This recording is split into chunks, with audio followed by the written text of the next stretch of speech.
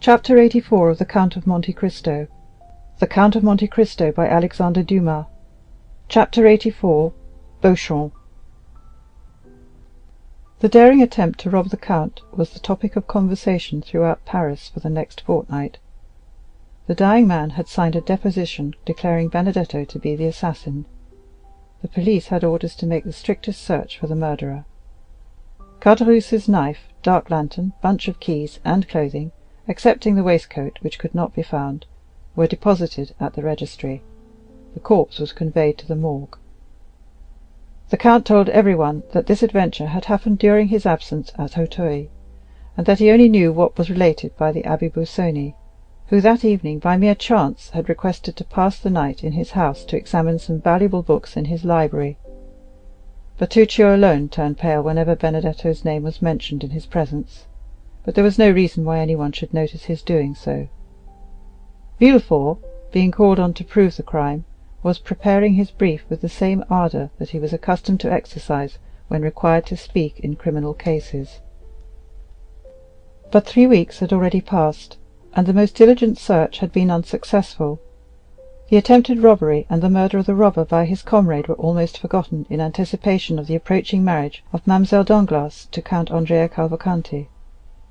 It was expected that this wedding would shortly take place, as the young man was received at the banker's as the betrothed. Letters had been dispatched to M. Cavalcanti, as the count's father, who highly approved of the union, regretted his inability to leave Parma at that time, and promised a wedding gift of 150,000 livres. It was agreed that the 3 millions should be entrusted to Danglars to invest.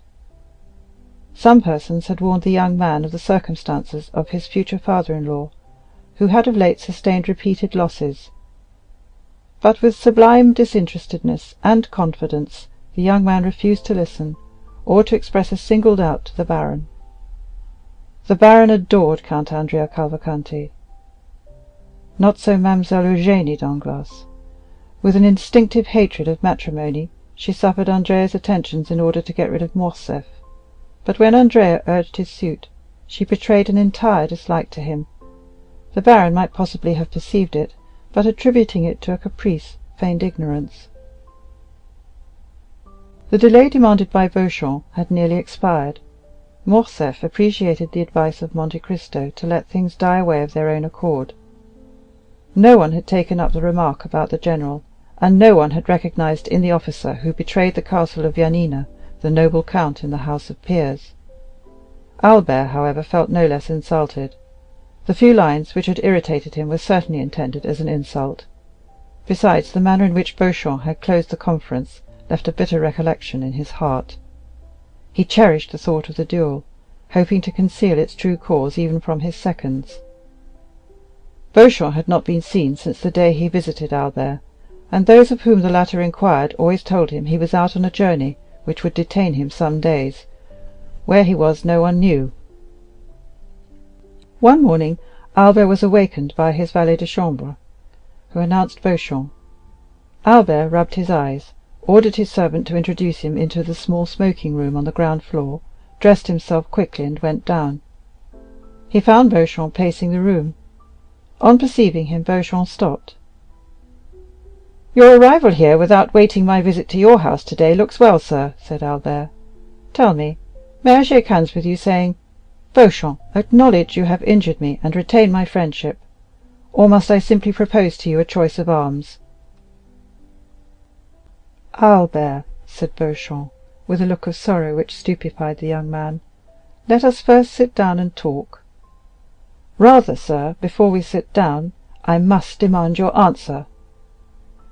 "Albert," said the journalist, "these are questions which it is difficult to answer." "I will facilitate it by repeating the question. Will you or will you not retract?" "Morcerf, it is not enough to answer yes or no to questions which concern the honor, the social interest, and the life of such a man as Lieutenant General the Count of Morcerf, peer of France." "What must be done?" "What I have done, Albert. I reasoned thus: money, time, and fatigue are nothing compared with the reputation and interests of a whole family. Probabilities will not suffice, Only facts will justify a deadly combat with a friend. If I strike with a sword, or discharge the contents of a pistol at a man with whom for 3 years I have been on terms of intimacy, I must at least know why I do so. I must meet him with a heart at ease, and that quiet conscience which a man needs when his own arms must save his life." "Well," said Morcerf impatiently, "what does all this mean?" "It means that I have just returned from Yanina." "From Yanina?" "Yes." "Impossible!" "Here is my passport. Examine the visa. Geneva, Milan, Venice, Trieste, Delvino, Yanina. Will you believe the government of a republic, a kingdom, and an empire?" Albert cast his eyes on the passport, then raised them in astonishment to Beauchamp. "You have been to Yanina?" said he. "Albert, had you been a stranger, a foreigner, a simple lord, like that Englishman who came to demand satisfaction 3 or 4 months since, and whom I killed to get rid of, I should not have taken this trouble. But I thought this mark of consideration due to you. I took a week to go, another to return, 4 days of quarantine, and 48 hours to stay there. That makes 3 weeks. I returned last night, and here I am." "What circumlocution! How long you are before you tell me what I most wish to know." "Because in truth, Albert—" "You hesitate?" "Yes, I fear—" "You fear to acknowledge that your correspondent has deceived you? Oh, no self-love, Beauchamp. Acknowledge it, Beauchamp. Your courage cannot be doubted." "Not so," murmured the journalist. "On the contrary." Albert turned frightfully pale. He endeavored to speak, but the words died on his lips. "My friend," said Beauchamp in the most affectionate tone, "I should gladly make an apology, but alas—" "But what?" "The paragraph was correct, my friend." "What? That French officer?" "Yes." "Fernand?" "Yes." "The traitor who surrendered the castle of the man in whose service he was—" "Pardon me, my friend, that man was your father." Albert advanced furiously towards Beauchamp, but the latter restrained him more by a mild look than by his extended hand. "My friend," said he, "here is a proof of it." Albert opened the paper. It was an attestation of 4 notable inhabitants of Yanina, proving that Colonel Fernand Mondego, in the service of Ali Tepelini, had surrendered the castle for 2,000,000 crowns. The signatures were perfectly legal. Albert tottered and fell overpowered in a chair. It could no longer be doubted, the family name was fully given. After a moment's mournful silence his heart overflowed, and he gave way to a flood of tears. Beauchamp, who had watched with sincere pity the young man's paroxysm of grief, approached him. "Now, Albert," said he, "you understand me, do you not? I wish to see all, and to judge of everything for myself, hoping the explanation would be in your father's favor, and that I might do him justice. But, on the contrary, the particulars which are given prove that Fernand Mondego, raised by Ali Pasha to the rank of governor general, is no other than Count Fernand of Morcerf. Then, recollecting the honor you had done me in admitting me to your friendship, I hastened to you." Albert, still extended on the chair, covered his face with both hands, as if to prevent the light from reaching him. "I hastened to you," continued Beauchamp, "to tell you, Albert, that in this changing age the faults of a father cannot revert upon his children. Few have passed through this revolutionary period, in the midst of which we were born, without some stain of infamy, or blood to soil the uniform of a soldier or the gown of the magistrate. Now I have these proofs, Albert, and I am in your confidence. No human power can force me to a duel which your own conscience would reproach you with as criminal. But I come to offer you what you can no longer demand of me. Do you wish these proofs, these attestations, which I alone possess, to be destroyed? Do you wish this frightful secret to remain with us? Confided to me, it shall never escape my lips. Say, Albert, my friend, do you wish it?" Albert threw himself on Beauchamp's neck. "Oh, noble fellow!" cried he. "Take these," said Beauchamp, presenting the papers to Albert. Albert seized them with a convulsive hand, tore them in pieces, and, trembling lest the least vestige should escape and one day appear to confront him, he approached the wax light always kept burning for cigars, and burned every fragment. "Dear, excellent friend," murmured Albert, still burning the papers. "Let all be forgotten as a sorrowful dream," said Beauchamp. "Let it vanish as the last sparks from the blackened paper, and disappear as the smoke from those silent ashes." "Yes, yes," said Albert, "and may there remain only the eternal friendship which I am promised to my deliverer, which shall be transmitted to our children's children, and shall always remind me that I owe my life and the honor of my name to you. For had this been known, oh, Beauchamp, I should have destroyed myself. Or, no, my poor mother, I could not have killed her by the same blow. I should have fled from my country." "Dear Albert," said Beauchamp. But this sudden and facetious joy soon forsook the young man, and was succeeded by a still greater grief. "Well," said Beauchamp, "what still oppresses you, my friend?" "I am broken-hearted," said Albert. "Listen, Beauchamp. I cannot thus in a moment relinquish the respect, the confidence, and the pride with which a father's untarnished name inspires a son. Oh, Beauchamp, Beauchamp, how shall I approach mine? Shall I draw back my forehead from his embrace, or withhold my hand from his? I am the most wretched of men." "Oh, my mother, my poor mother," said Albert, gazing through his tears at his mother's portrait. "If you know this, how much must you suffer?" "Come," said Beauchamp, taking both his hands, "take courage, my friend." "But how came that first note to be inserted in your journal? Some unknown enemy, an invisible foe, has done this?" "The more must you fortify yourself, Albert. Let no trace of emotion be visible on your countenance. Bear your grief as the cloud bears within it ruin and death, a fatal secret, known only when the storm bursts. Go, my friend, reserve your strength for the moment when the crash shall come." "You think, then, all is not over yet?" said Albert, horror-stricken. "I think nothing, my friend, but all things are possible. By the way—" "What?" said Albert, seeing that Beauchamp hesitated.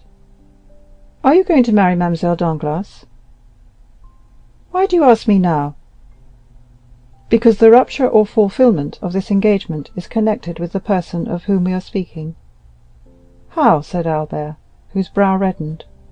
"You think Monsieur Danglars—" "I ask you only how your engagement stands. Pray put no construction on my words I do not mean they should convey, and give them no undue weight." "No," said Albert, "the engagement is broken off." "Well," said Beauchamp.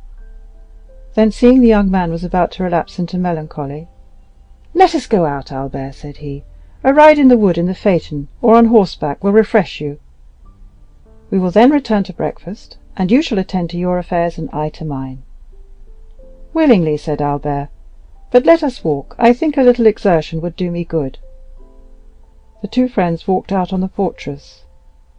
When arrived at the Madeleine— "Since we are out," said Beauchamp, "let us call on M. de Monte Cristo. He is admirably adapted to revive one's spirits, because he never interrogates, and in my opinion those who ask no questions are the best comforters." "Gladly," said Albert. "I love him. Let us call." Chapter 84. Chapter 85 of the Count of Monte Cristo. The Count of Monte Cristo by Alexandre Dumas. Chapter 85. The Journey. Monte Cristo uttered a joyful exclamation on seeing the young men together. "Aha!" said he, "I hope all is over, explained, and settled." "Yes," said Beauchamp, "the absurd reports have died away, and should they be renewed, I would be the first to oppose them, so let us speak no more of it." "Albert will tell you," replied the count, "that I gave him the same advice." "Look," added he, "I am finishing the most execrable morning's work." "What is it?" said Albert. "Arranging your papers, apparently." My papers? Thank God, no.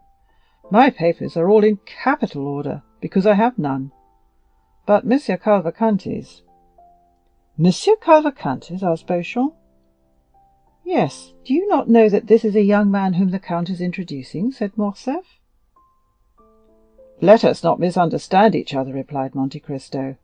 "I introduce no one, and certainly not Monsieur Cavalcanti." "And who," said Albert, with a forced smile, "is to marry Mademoiselle Danglars instead of me, which grieves me cruelly?" "What! Cavalcanti is going to marry Mademoiselle Danglars?" asked Beauchamp. "Certainly. Do you come from the end of the world?" said Monte Cristo. "You, a journalist, the husband of renown? It is the talk of all Paris."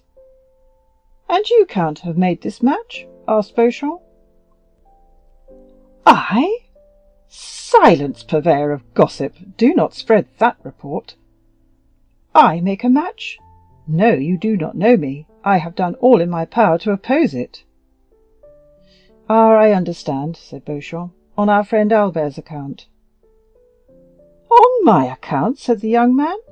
"Oh, no, indeed. The count will do me the justice to assert that I have, on the contrary, always entreated him to break off my engagement, and happily it is ended. The count pretends I have not him to thank. So be it. I will erect an altar. Deo ignoto." "Listen," said Monte Cristo. "I have had little to do with it, for I am at variance both with the father-in-law and the young man. There is only Mademoiselle Eugénie, who appears but little charmed with the thoughts of matrimony, and who, seeing how little I was disposed to persuade her to renounce her dear liberty, retains any affection for me." "And do you say this wedding is at hand?"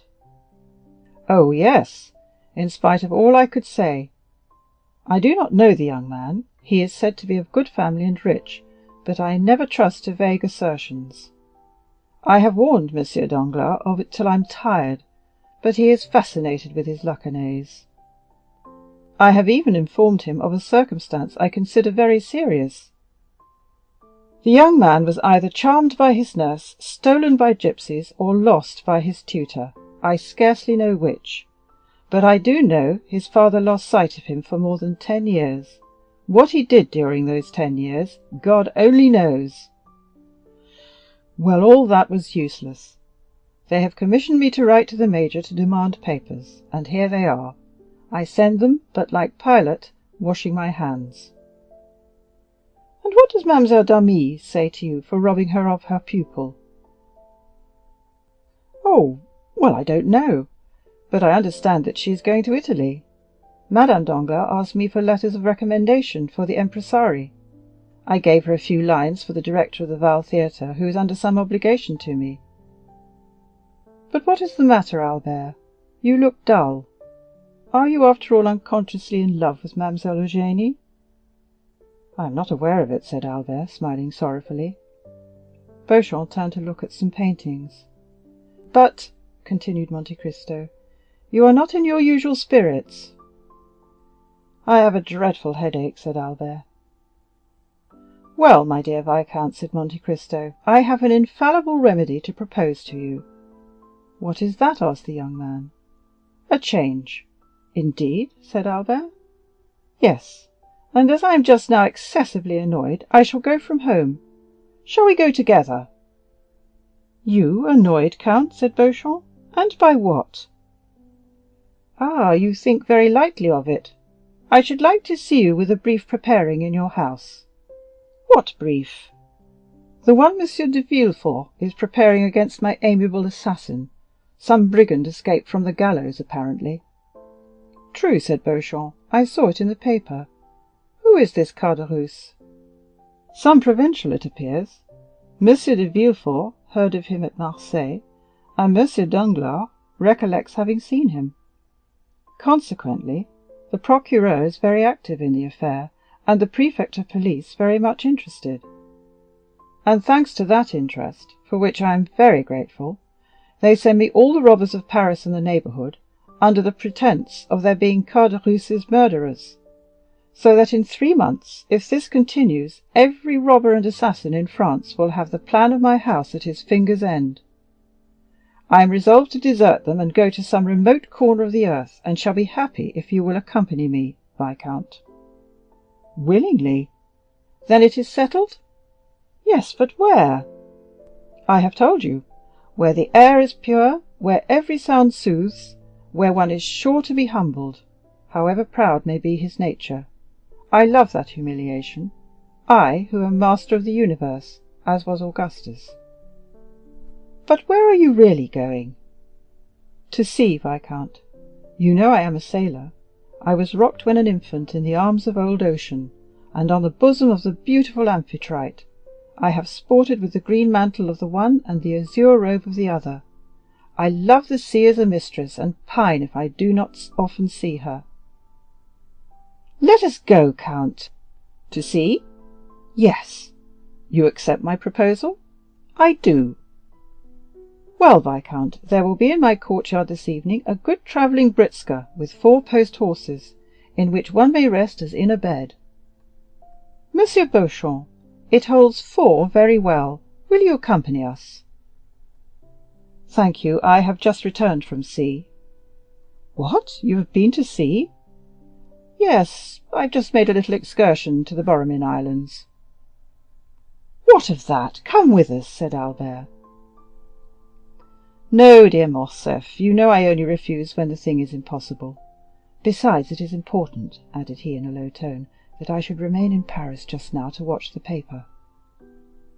"Ah, you are a good and excellent friend," said Albert. "Yes, you are right. Watch, Beauchamp, and try to discover the enemy who made this disclosure."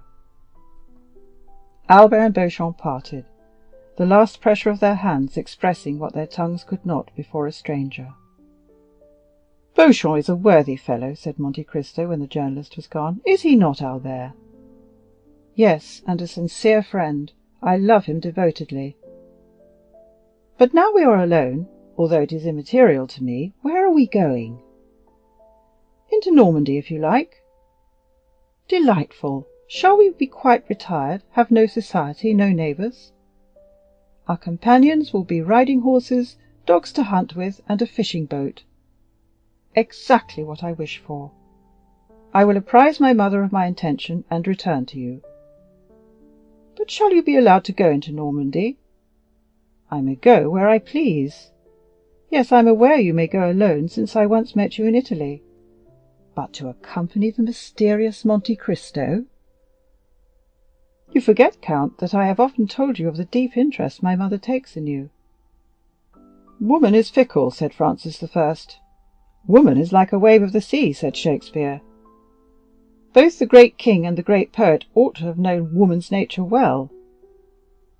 "Woman's, yes. My mother is not a woman, but a woman. As I am only a humble foreigner, you must pardon me if I do not understand all the subtle refinements of your language. What I mean to say is, that my mother is not quick to give her confidence, but when she does, she never changes." "Ah, yes, indeed," said Monte Cristo with a sigh. "And do you think she is in the least interested in me?" "I repeat it, you must really be a very strange and superior man, for my mother is so absorbed by the interest you have excited, that when I am with her she speaks of no one else." "And does she try to make you dislike me?" "On the contrary, she often says, 'Morcerf, I believe the count has a noble nature. Try to gain his esteem.'" "Indeed?" said Monte Cristo, sighing. "You see, then," said Albert, "that instead of opposing, she will encourage me." "Adieu, then, until 5 o'clock. Be punctual, and we shall arrive at 12 or 1. "At Tréport?" "Yes, or in the neighborhood." "But can we travel 48 leagues in 8 hours?" "Easily," said Monte Cristo. "You are certainly a prodigy. You will soon not only surpass the railway, which would not be very difficult in France, but even the telegraph. But, viscount, since we cannot perform the journey in less than 7 or 8 hours, do not keep me waiting." "Do not fear, I have little to prepare." Monte Cristo smiled as he nodded to Albert, then remained a moment absorbed in deep meditation. But passing his hand across his forehead as if to dispel his reverie, he rang the bell twice, and Bertuccio entered. "Bertuccio," said he, "I intend going this evening to Normandy instead of tomorrow or the next day. You will have sufficient time before 5 o'clock. Dispatch a messenger to apprise the grooms at the first station. Monsieur de Morcerf will accompany me." Bertuccio obeyed, and dispatched a courier to Pontoise to say the travelling carriage would arrive at 6 o'clock. From Pontoise another express was sent to the next stage, and in 6 hours all the horses stationed on the road were ready. Before his departure, the count went to Haydée's apartments, told her of his intention, and resigned everything to her care. Albert was punctual. The journey soon became interesting from its rapidity, of which Morcerf had formed no previous idea. "Truly," said Monte Cristo, "with your post-horses going at the rate of 2 leagues an hour, and that absurd law where one traveller shall not pass another without permission, so that an invalid or an ill-tempered traveller can detain those who are well and active, it is impossible to move. I escape this annoyance by travelling with my own postilion and horses. Do I not, Ali?" The count put his head out of the window and whistled, and the horses appeared to fly.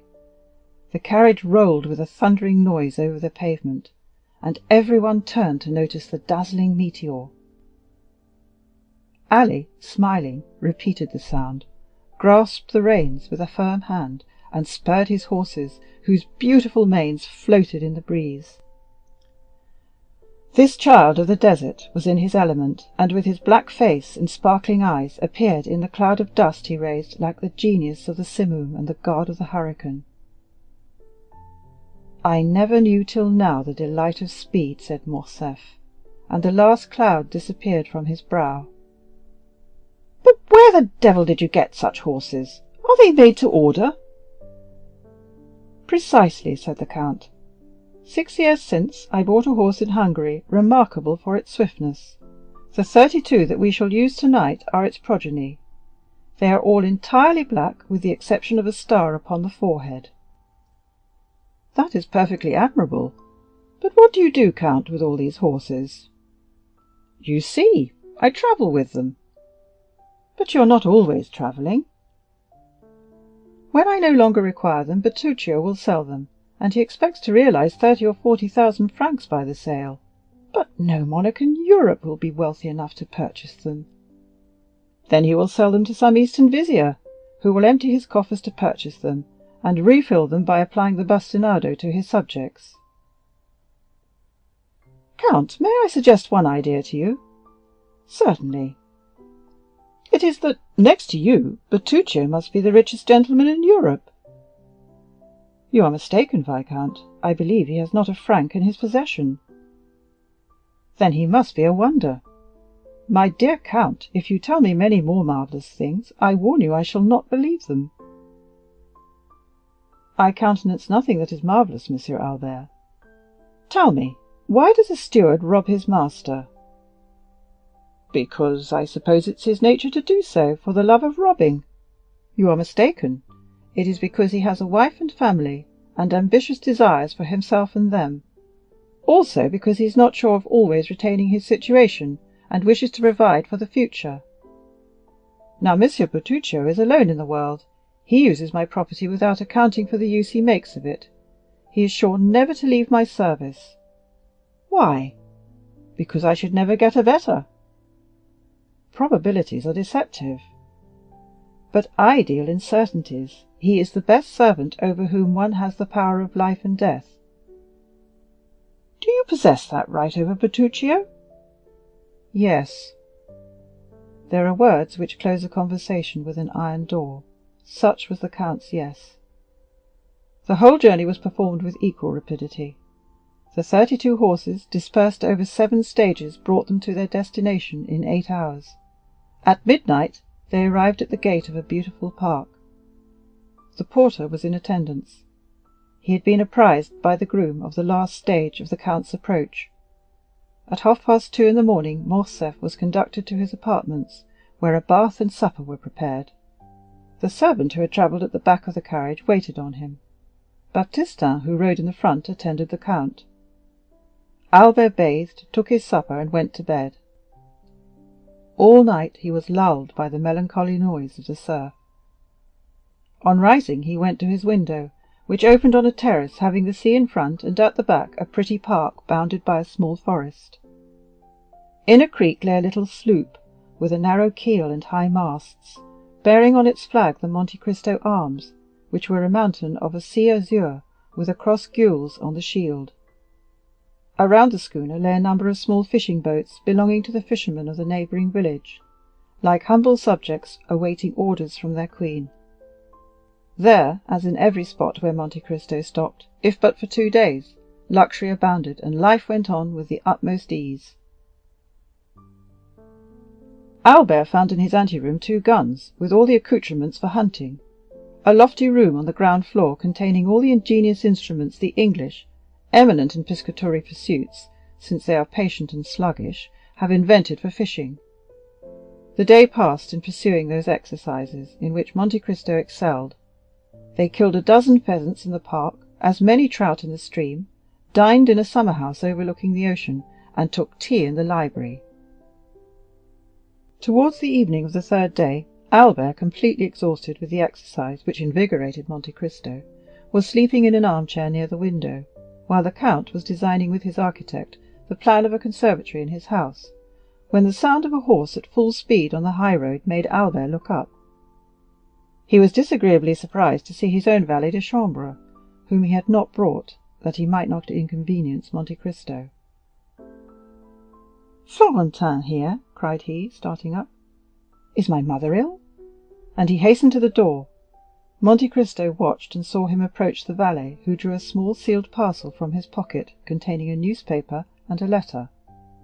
"From whom is this?" said he, eagerly. "From M. Beauchamp," replied Florentin. "Did he send you?" "Yes, sir. He sent for me to his house, gave me money for my journey, procured a horse, and made me promise not to stop till I reached you. I have come in 15 hours."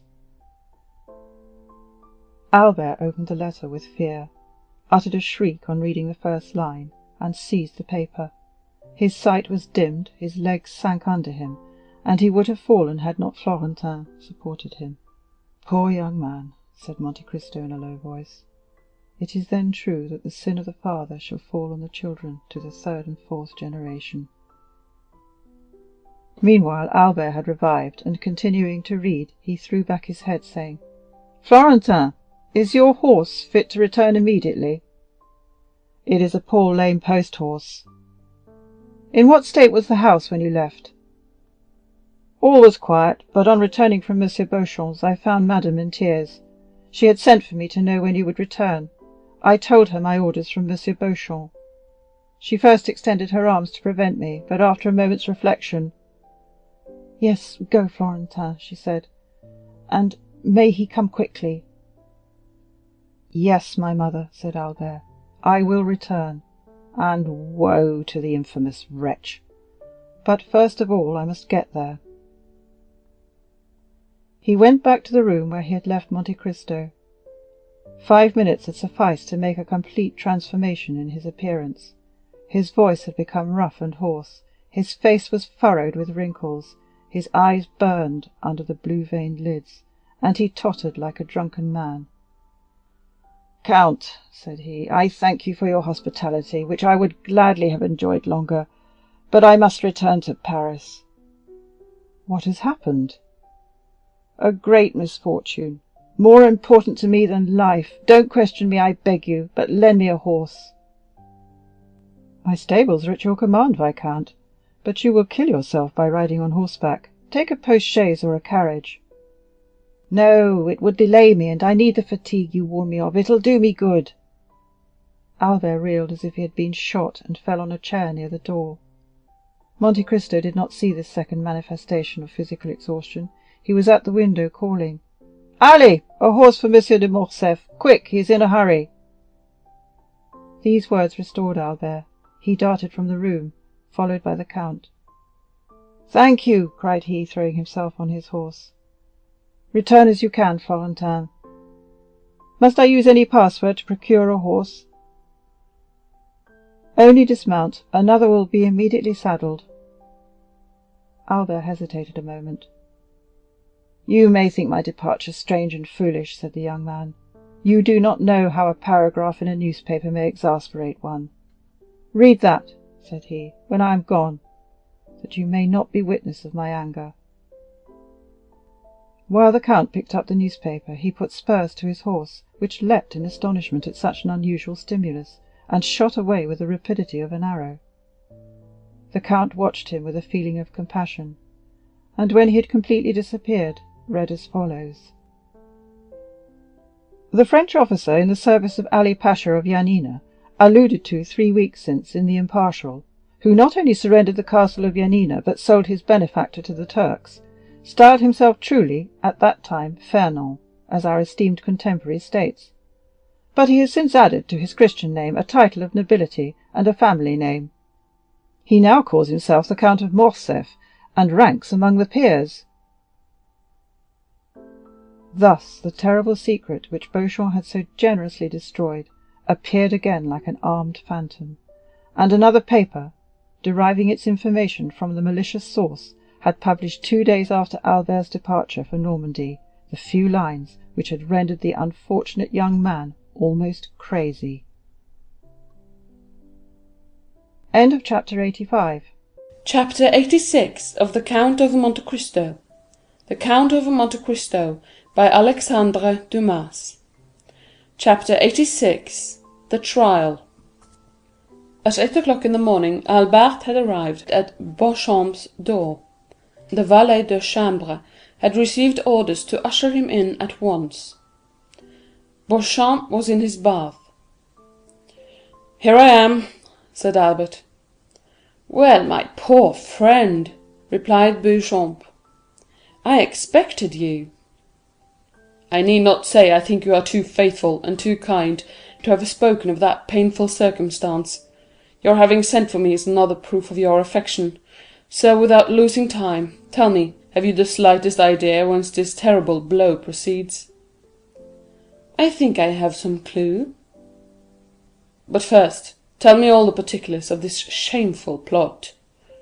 Beauchamp proceeded to relate to the young man, who was overwhelmed with shame and grief, the following facts.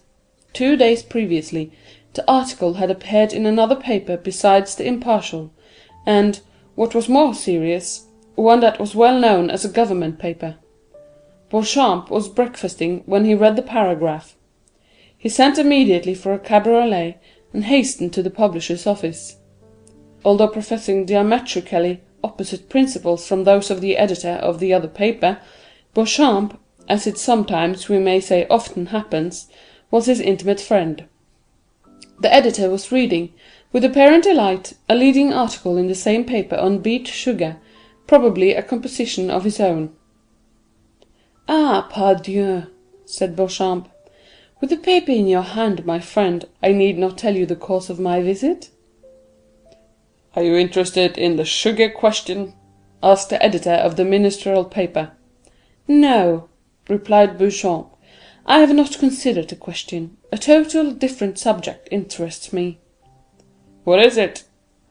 "The article relative to Morcerf." "Indeed? Is it not a curious affair?" "So curious, that I think you are running a great risk of prosecution for defamation of character."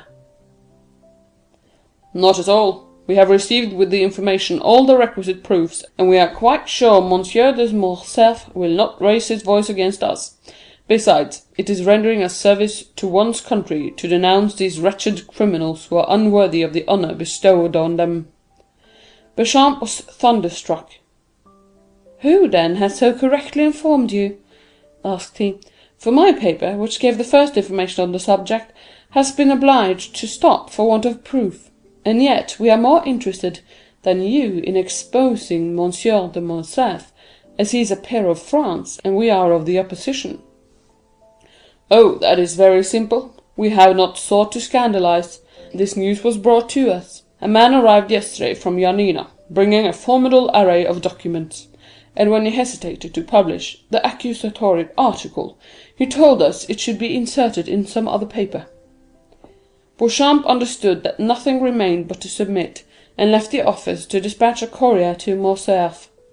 But he had been unable to send Albert the following particulars, as the events had transpired after the messenger's departure, namely, that the same day a great agitator was manifested in the House of Peers among the usual calm members of that dignified assembly. Every one had arrived almost before the usual hour, and was conversing on the melancholy event which was to attract the attention of the public towards one of their illustrious colleagues.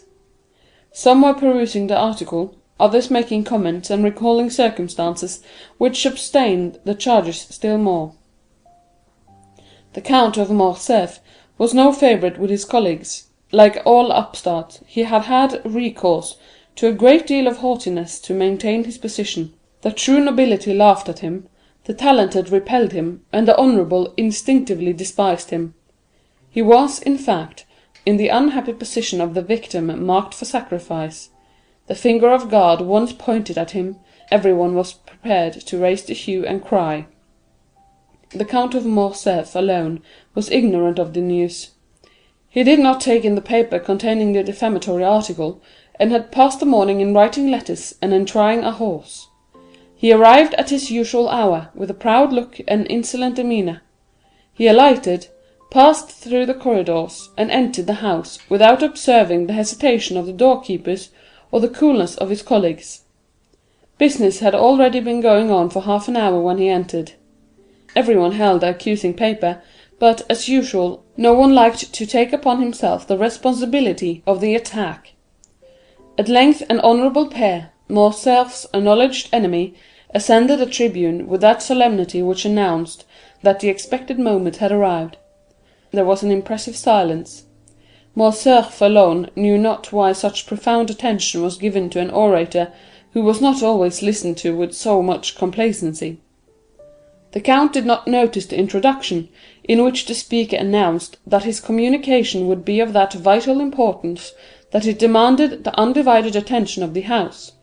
But at the mention of Janina and Colonel Fernand, he turned so frightfully pale that every member shuddered and fixed his eyes upon him.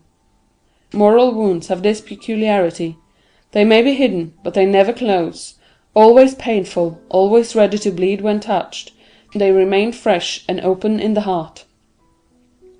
The article having been read during the painful hush that followed, a universal shudder pervaded the assembly, and immediately the closest attention was given to the orator as he resumed his remarks. He stated his scruples and difficulties of the case. It was the honour of Monsieur de Morcerf, and that of the whole house, he proposed to defend, by provoking a debate on personal questions, which are always such painful themes of discussion. He concluded by calling for an investigation, which might dispose of the calumnious report before it had time to spread, and restore Monsieur de Morcerf to the position he had long held in public opinion.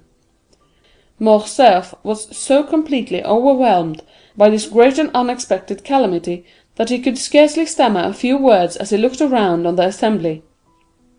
This timidity, which might proceed from the astonishment of innocence as well as the shame of guilt, conciliated some in his favour, for men who are truly generous are always ready to compassionate when the misfortune of their enemy surpasses the limits of their hatred.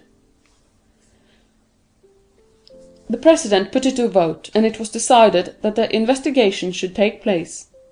The count was asked what time he required to prepare his defence.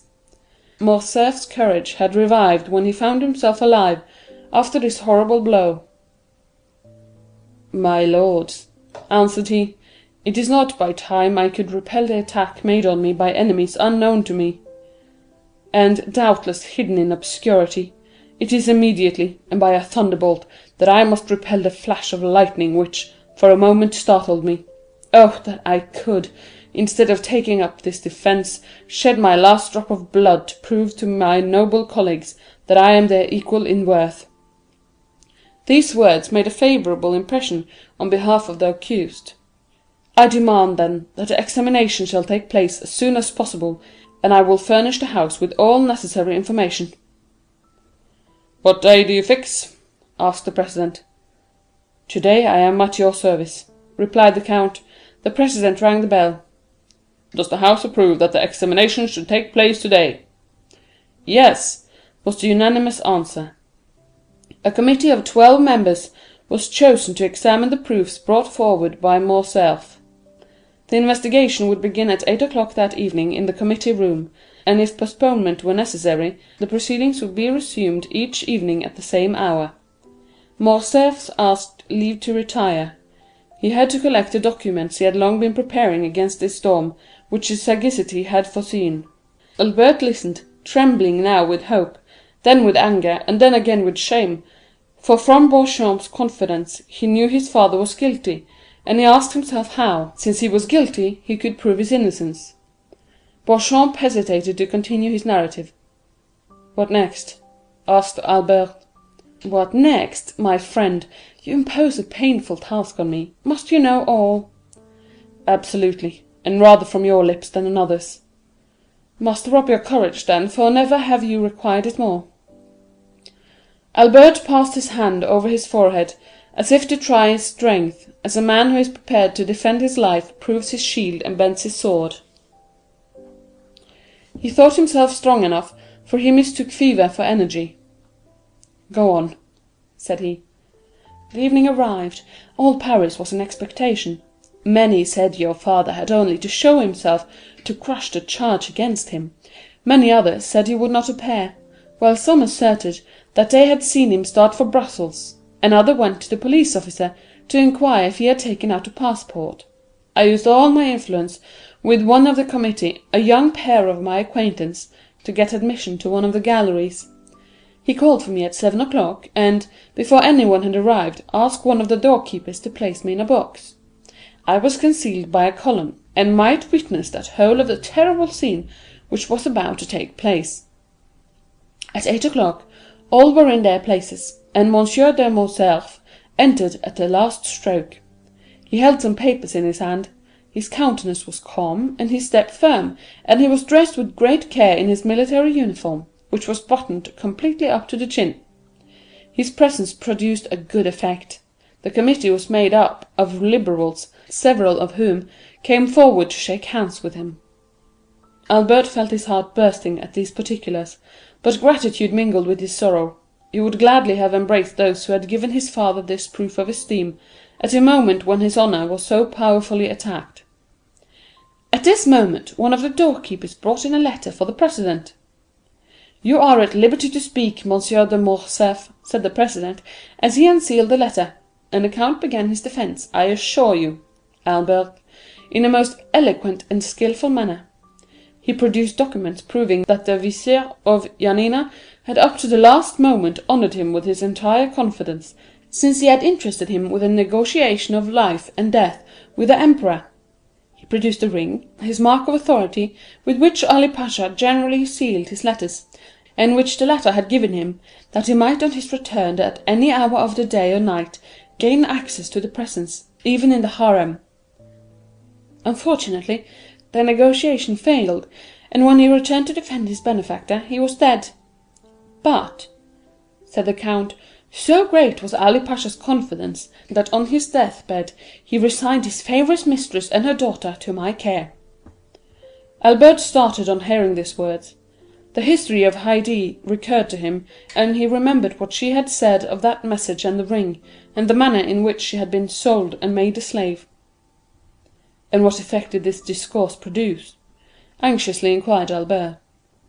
"I acknowledge it affected me, and, indeed, all the committee also," said Beauchamp.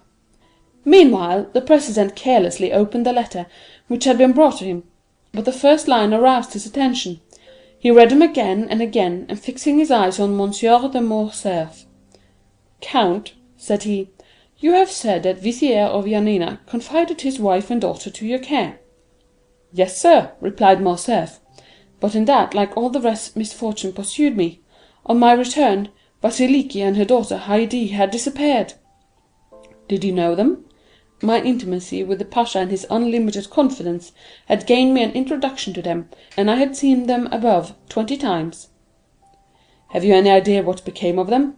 "Yes, sir, I heard they had fallen victims to their sorrow, and, perhaps, to their poverty. I was not rich, my life was in constant danger, I could not seek them, to my great regret."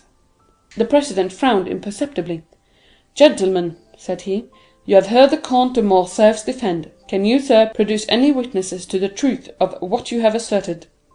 "Alas, no, monsieur," replied the count. "All those who surrounded the vizier, or who knew me at his court, are either dead or gone away, I know not where.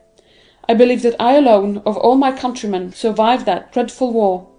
I have only the letters of Ali Tepelini, which I have placed before you, the ring, a token of his good will, which is here, and lastly, the most convincing proof I can offer, after an anonymous attack, and that is the absence of any witness against my veracity and the purity of my military life."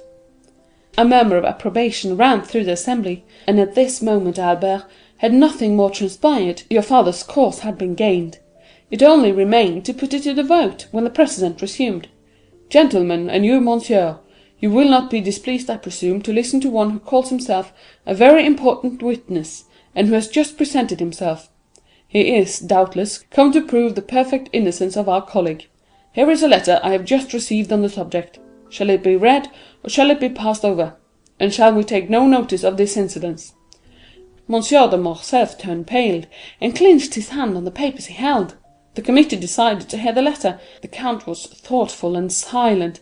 The president read: "Mr. President, I can furnish the committee of inquiry into the conduct of the Lieutenant General the Count of Morcerf in Epirus and in Macedonia with important particulars." The president paused, and the count turned pale. The president looked at his auditors.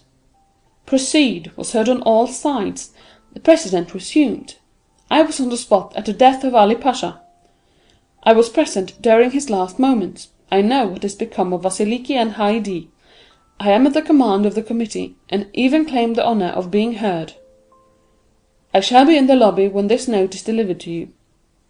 "And who is this witness, or rather this enemy?" asked the count, in a tone in which there was visible alteration. "We shall know, sir," replied the president. "Is the committee willing to hear this witness?" "Yes, yes," they all said at once. The doorkeeper was called. "Is there anyone in the lobby?" said the president. "Yes, sir." "Who is it?" "A woman, accompanied by a servant." Everyone looked at his neighbor. "Bring her in," said the president. 5 minutes after the doorkeeper again appeared. All eyes were fixed on the door, and I, said Beauchamp, shared the general expectation and anxiety. Behind the doorkeeper walked a woman enveloped in a large veil, which completely concealed her. It was evident from her figure and the perfume she had about her, that she was young and fastidious in her tastes, but that was all. The president requested her to throw aside her veil, and it was then seen that she was dressed in a Grecian costume, and was remarkably beautiful. "Ah," said Albert, "it was she." "Who?" "Haydée." "Who told you that?" "Alas, I guess it. But go on, Beauchamp. You see I am calm and strong, and yet we must be drawing near the disclosure." "Monsieur de Morcerf," continued Beauchamp, "looked at this woman with surprise and terror. Her lips were about to pass his sentence of life or death. To the committee the adventure was so extraordinary and curious, that the interest they had felt for the count's safety became now quite a secondary matter. The president himself advanced to place a seat for the young lady, but she declined availing herself of it. As for the count, he had fallen on his chair. It was evident that his legs refused to support him. "Madam," said the president, "you have engaged to furnish the committee with some important particulars respecting the affair at Yanina, and you have stated that you were eyewitness of the event." "I was indeed," said the stranger, with a tone of sweet melancholy, and with a sonorous voice peculiar to the East. "But allow me to say that you must have been very young then." "I was 4 years old, but as those events deeply concerned me, not a single detail was escaped my memory." "In what way could these events concern you? And who are you, that they should have made so deep an impression on you?" "On them depended my father's life," replied she. "I am Haydée, the daughter of Ali Tepelini, Pasha of Yanina, and of Vasiliki, his beloved wife." The blush of mingled pride and modesty which suddenly suffused the cheeks of the young woman, the brilliancy of her eye, and her highly important communication, produced an indescribable effect of the assembly. As for the count, he could not have been more overwhelmed if a thunderbolt had fallen at his feet, and opened an immense gulf before him. "Madam," replied the president, bowing with profound respect, "allow me to ask one question. It shall be the last. Can you prove the authenticity of what you have now stated?" "I can, sir," said Haydée, drawing from under her veil a satin satchel highly perfumed. "For here is the register of my birth, signed by my father and his principal officers, and that of my baptism, my father having consented to my being brought up in my mother's faith. This latter has been sealed by the Grand Primate of Macedonia and Epirus. And lastly, and perhaps the most important, the record of the sale of my person and that of my mother to the Armenian merchant El Kobbir, by the French officer who, in his infamous bargain with the Porte, had reserved as his part of the booty the wife and daughter of his benefactor, whom he sold for the sum of 400,000 francs. A greenish pallor spread over the count's cheeks, and his eyes became bloodshot at these terrible imputations, which were listened to by the assembly with ominous silence. Haydée, still calm, but with a calmness more dreadful than the anger of another would have been, handed to the president the record of her sale, written in Arabic. It had been supposed some of the papers might be in Arabian, Romaic, or Turkish language, and the interpreter of the house was in attendance.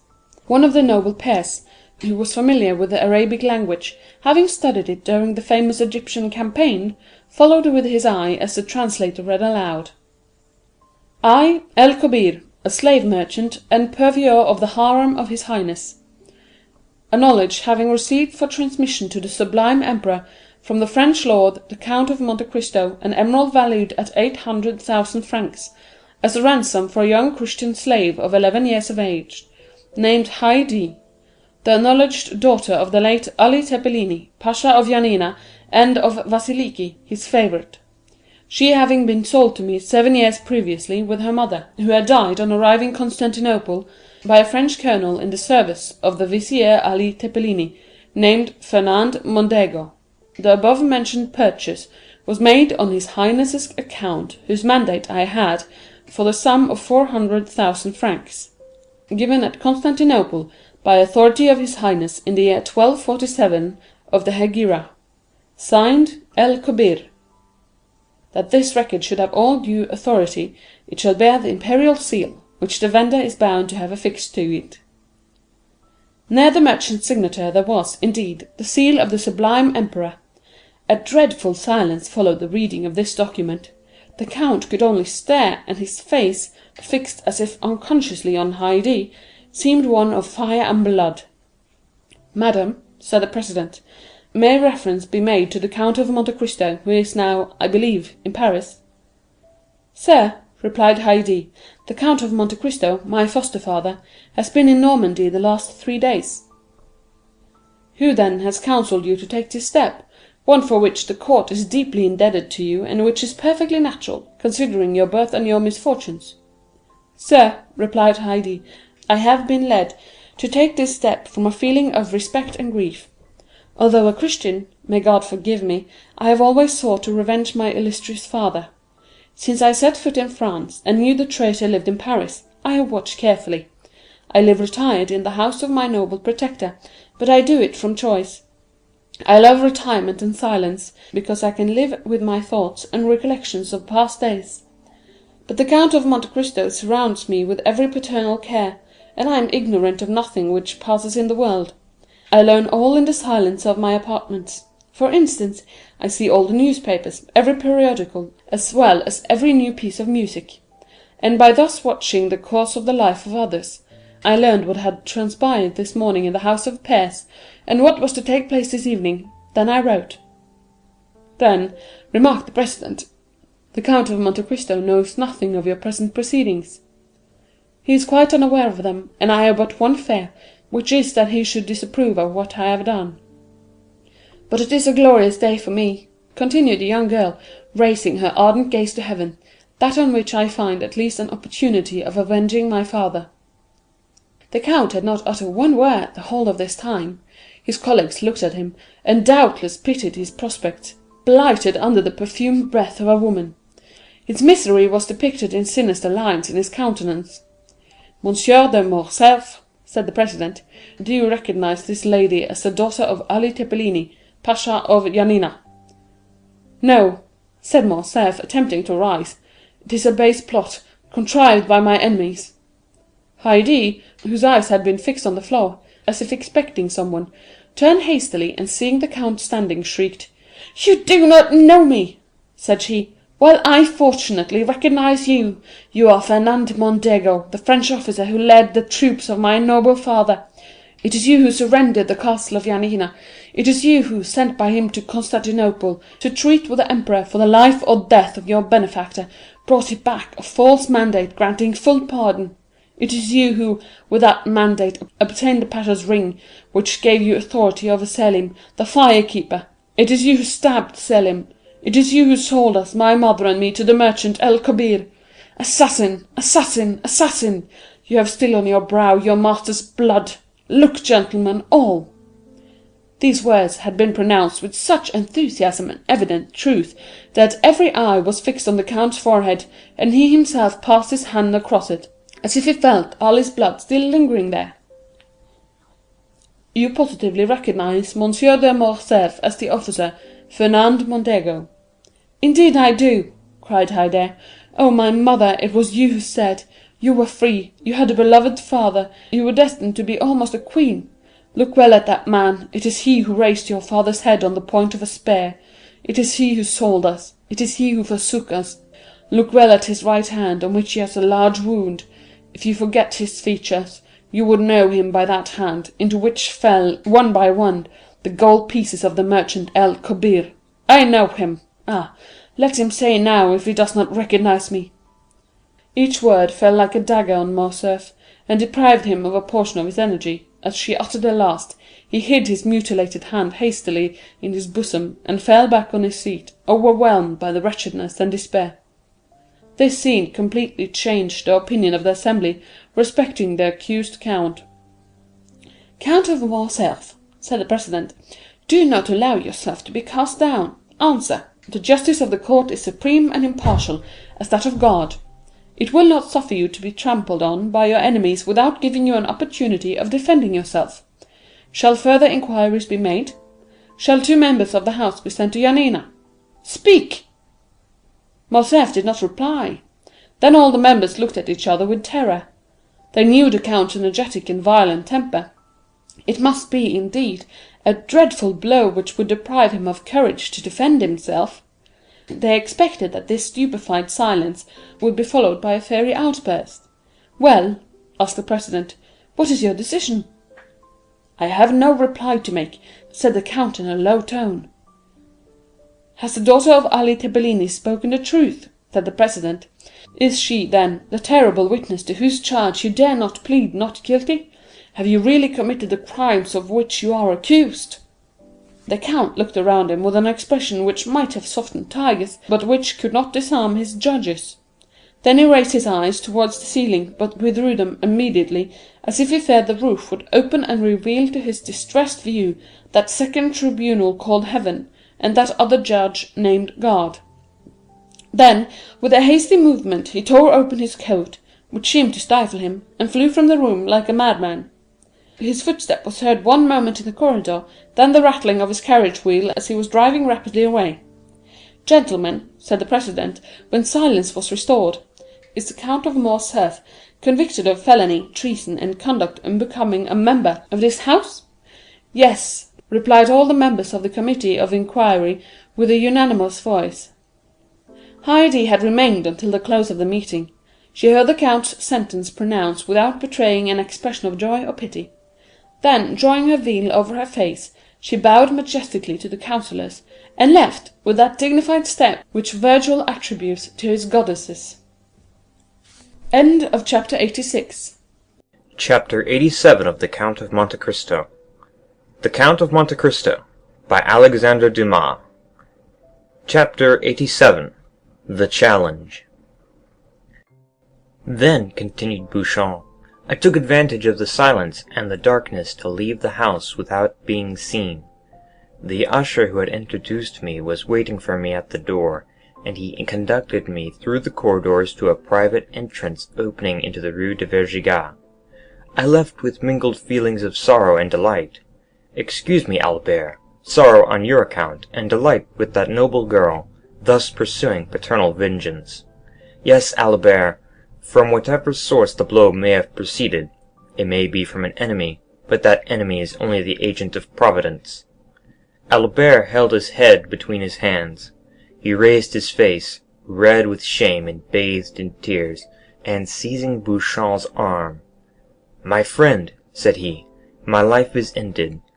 I cannot calmly say with you, Providence has struck the blow, but I must discover who pursues me with this hatred, and when I have found him I shall kill him, or he will kill me. I rely on your friendship to assist me, Beauchamp, if contempt has not banished it from your heart." "Contempt, my friend? How does this misfortune affect you?" "No, happily that unjust prejudice is forgotten which made the son responsible for the father's actions. Review your life, Albert. Although it is only just beginning, did a lovely summer's day ever dawn with greater purity than has marked the commencement of your own career? No, Albert, take my advice.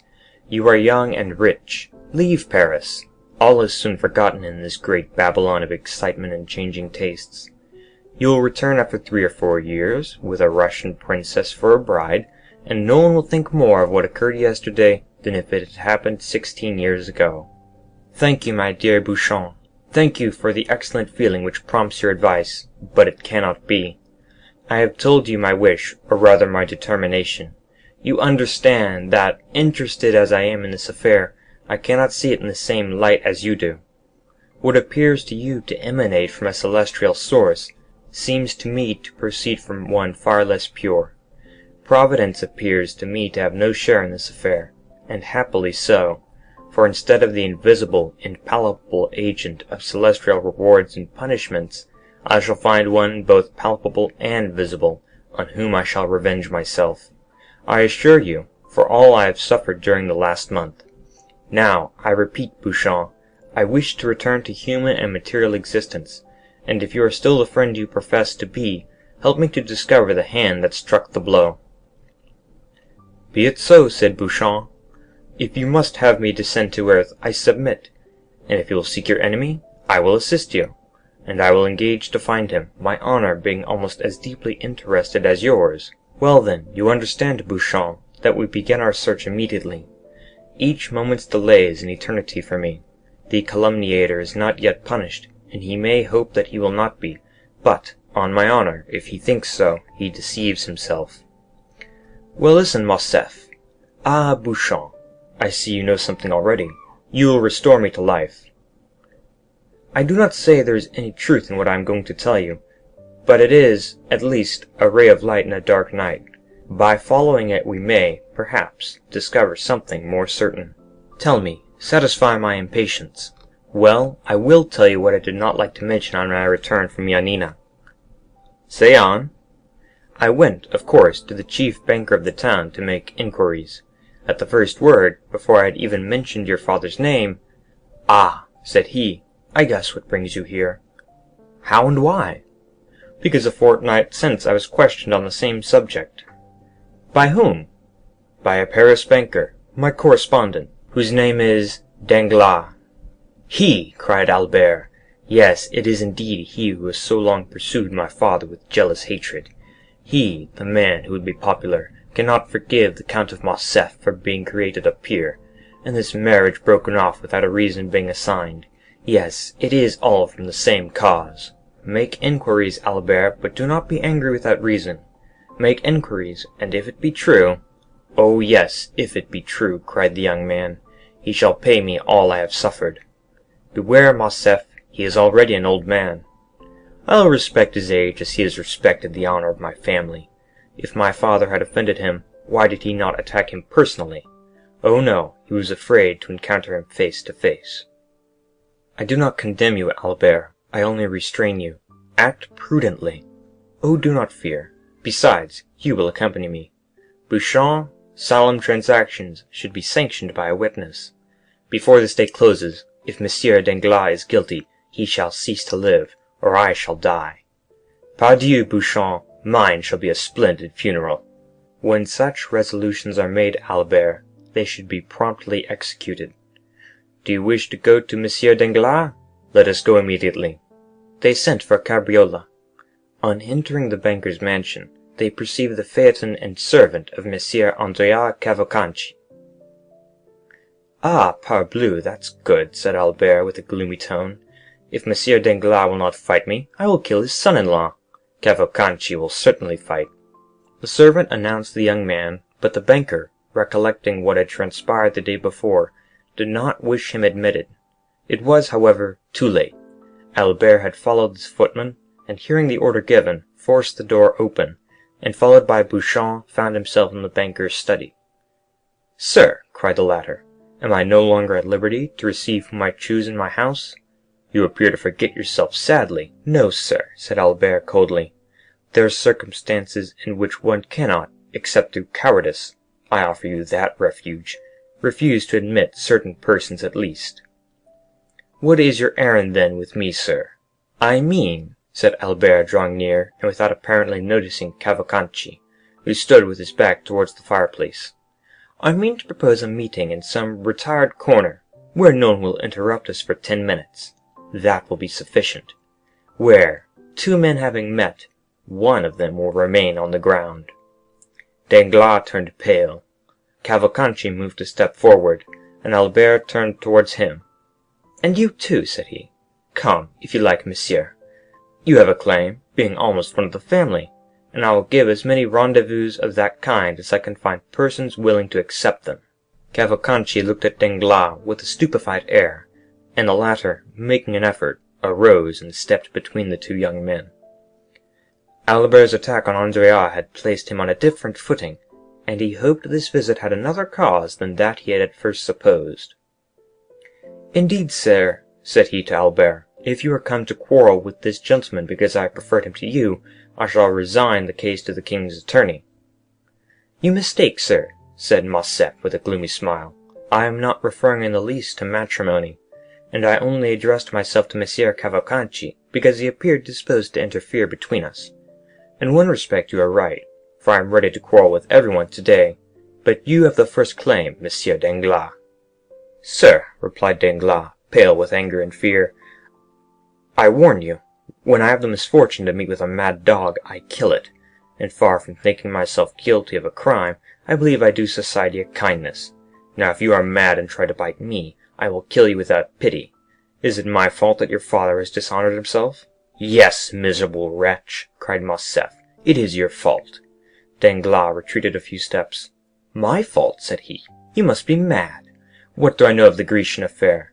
Have I travelled in that country? Did I advise your father to sell the castle of Yanina, to betray—" "Silence!" said Albert with a thundering voice. "No, it is not you who have directly made this exposure and brought this sorrow on us, but you hypocritically provoked it." "I?" "Yes, you. How came it known?" "I suppose you read it in the paper in the account from Yanina?" "Who wrote to Yanina?" "To Yanina?" "Yes, who wrote for particulars concerning my father? I imagine anyone may write to Yanina." "But one person only wrote." "One only?" "Yes, and that was you." "I doubtless wrote. It appears to me that when about to marry your daughter to a young man, it is right to make some inquiries respecting his family. It is not only a right, but a duty." "You wrote, sir, knowing what answer you would receive." "I indeed, I assure you," cried Danglars, with a confidence and security proceeding less from fear than from the interest he really felt for the young man. "I solemnly declare to you that I should never have thought of writing to Yanina, did I know anything of Ali Pasha's misfortunes." "Who, then, urged you to write? Tell me." "Pardieu, it was the most simple thing in the world. I was speaking of your father's past history. I said the origin of his fortune remained obscure. The person to whom I addressed my scruples asked me where your father had acquired his property. I answered, in Greece. Then, said he, write to Yanina." "And who thus advised you?" "No other than your friend, Monte Cristo." "The Count of Monte Cristo told you to write to Yanina." "Yes, and I wrote, and will show you my correspondence if you like." Albert and Beauchamp looked at each other. "Sir," said Beauchamp, who had not yet spoken, "you appear to accuse the count, who is absent from Paris at this moment and cannot justify himself." "I accuse no one, sir," said Danglars. I relate, and I'll repeat before the Count what I have said to you. Does the Count know what answer you received? Yes, I showed it to him. Did he know my father's Christian name was Fernand, and his family name Mondego? Yes, I had told him that long since, and I only did what any other would have done in my circumstances, and perhaps less. When the day after the arrival of this answer, your father came by the advice of Monte Cristo to ask my daughter's hand for you, I decidedly refused him, but without any explanation or exposure. In short, why should I have any more to do with the affair? How did the honor or disgrace of Monsieur de Morcerf affect me? It neither increased nor decreased my income. Albert felt the blood mounting to his brow. There is no doubt upon the subject. Danglars defended himself with the baseness, but at the same time with the assurance of a man who speaks the truth, at least in part, if not wholly, not for conscience' sake, but through fear. Besides, what was Morcerf seeking? It was not whether Danglars or Monte Cristo was more or less guilty. It was a man who would answer for the offence, whether trifling or serious. It was a man who would fight, and it was evident Danglars would not fight. And, in addition to this, everything forgotten or unperceived before presented itself now to his recollection. Monte Cristo knew everything, as he had bought the daughter of Ali Pasha, and knowing everything, he had advised Danglars to write to Yanina. The answer known, he had yielded to Albert's wish to be introduced to Haydée, and allowed the conversation to turn on the death of Ali, and had not opposed Haydée's recital, but, having doubtless warned the young girl, in the few Romaic words he spoke to her, not to implicate Morcerf's father. Besides, had he not begged of Morcerf not to mention his father's name before Haydée? Lastly, he had taken Albert to Normandy when he knew the final blow was near. There could be no doubt that all had been calculated and previously arranged. Monte Cristo then was in league with his father's enemies. Albert took Beauchamp aside and communicated these ideas to him. "You are right," said the latter. "Monsieur Danglars has only been a secondary agent in this sad affair, and it is of the Monsieur de Monte Cristo that you must demand an explanation." Albert turned. "Sir," said he to Danglars, "understand that I do not take a final leave of you. I must ascertain if your insinuations are just, and am going now to inquire of the Count of Monte Cristo." He bowed to the banker, and went out with Beauchamp, without appearing to notice Cavalcanti. Danglars accompanied him to the door, where he again assured Albert that no motive of personal hatred had influenced him against the Count of Morcerf. End of chapter 87. Chapter 88 of the Count of Monte Cristo. The Count of Monte Cristo by Alexandre Dumas. Chapter 88. The Insult. At the banker's door, Beauchamp stopped Morcerf. "Listen," said he. "Just now I told you it was of Monsieur de Monte Cristo you must demand an explanation." "Yes, and we are going to his house." "Reflect, Morcerf, one moment before you go." "On what shall I reflect?" "On the importance of the step you are taking." "Is it more serious than going to Monsieur Danglars?" "Yes. Monsieur Danglars is a money-lover, and those who love money, you know, think too much of what they risk to be easily induced to fight a duel. The other is, on the contrary, to all appearance a true nobleman. But do you not fear to find him a bully?" "I only fear one thing, namely, to find a man who will not fight." "Do not be alarmed," said Beauchamp. "He will meet you. My only fear is that he will be too strong for you." "My friend," said Morcerf, with a sweet smile, "that is what I wish. The happiest thing that could occur to me would be to die in my father's stead. That would save us all." "Your mother would die of grief." "Oh, my poor mother," said Albert, passing his hand across his eyes. "I know she would, but better so than die of shame." "Are you quite decided, Albert?" "Yes, let us go." "But do you think we shall find the Count at home?" "He intended returning some hours after me, and doubtless he is now at home." They ordered the driver to take them to number 30, Champs-Élysées. Beauchamp wished to go in alone, but Albert observed that as this was an unusual circumstance, he might be allowed to deviate from the usual etiquette in affairs of honor. The cause which the young man espoused was one so sacred that Beauchamp had only to comply with all his wishes. He yielded, and contented himself with following Morcerf. Albert sprang from the porter's lodge to the steps. He was received by Baptistin. The Count had, indeed, just arrived, but he was in his bath, and had forbidden that any one should be admitted. "But after his bath?" asked Morcerf. "My master will go to dinner." "And after dinner?" "He will sleep an hour." "Then?" "He is going to the opera." "Are you sure of it?" asked Albert. "Quite, sir. My master has ordered his horses at 8 o'clock precisely." "Very good," replied Albert. "That is all I wish to know." Then, turning towards Beauchamp, "If you have anything to attend to, Beauchamp, do it directly. If you have any appointment for this evening, defer it till tomorrow. I depend on you to accompany me to the opera, and if you can, bring Château Renaud with you." Beauchamp availed himself of Albert's permission, and left him, promising to call for him at 8:15. On his return home, Albert expressed his wish to see Franz Debray and Morel, to see them at the opera that evening. Then he went to see his mother, who since the events of the day before had refused to see anyone, and had kept her room. He found her in bed, overwhelmed with grief at this public humiliation. The sight of Albert produced the effect which might naturally be expected on Mercédès.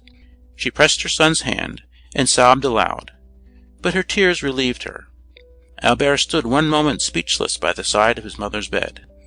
It was evident from his pale face and knit brows that his resolution to revenge himself was growing weaker. "My dear mother," said he, "do you know if Monsieur de Morcerf has any enemy?"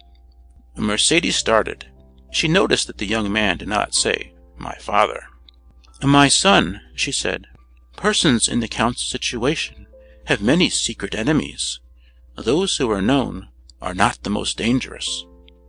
"I know it, and appeal to your penetration. You are of so superior a mind, nothing escapes you." "Why do you say so?" "Because, for instance, you noticed on the evening of the ball we gave, that Monsieur de Monte Cristo would eat nothing in our house." Mercédès raised herself on her feverish arm. "Monsieur de Monte Cristo!" she exclaimed. "And how is he connected with the question you asked me?" "You know, mother, Monsieur de Monte Cristo is almost an Oriental, and it is customary with the Orientals to secure full liberty for revenge by not eating or drinking in the houses of their enemies." "Do you say Monsieur de Monte Cristo is our enemy?" replied Mercédès, becoming paler than the sheet which covered her. "Who told you so?" "Why, you are mad, Albert.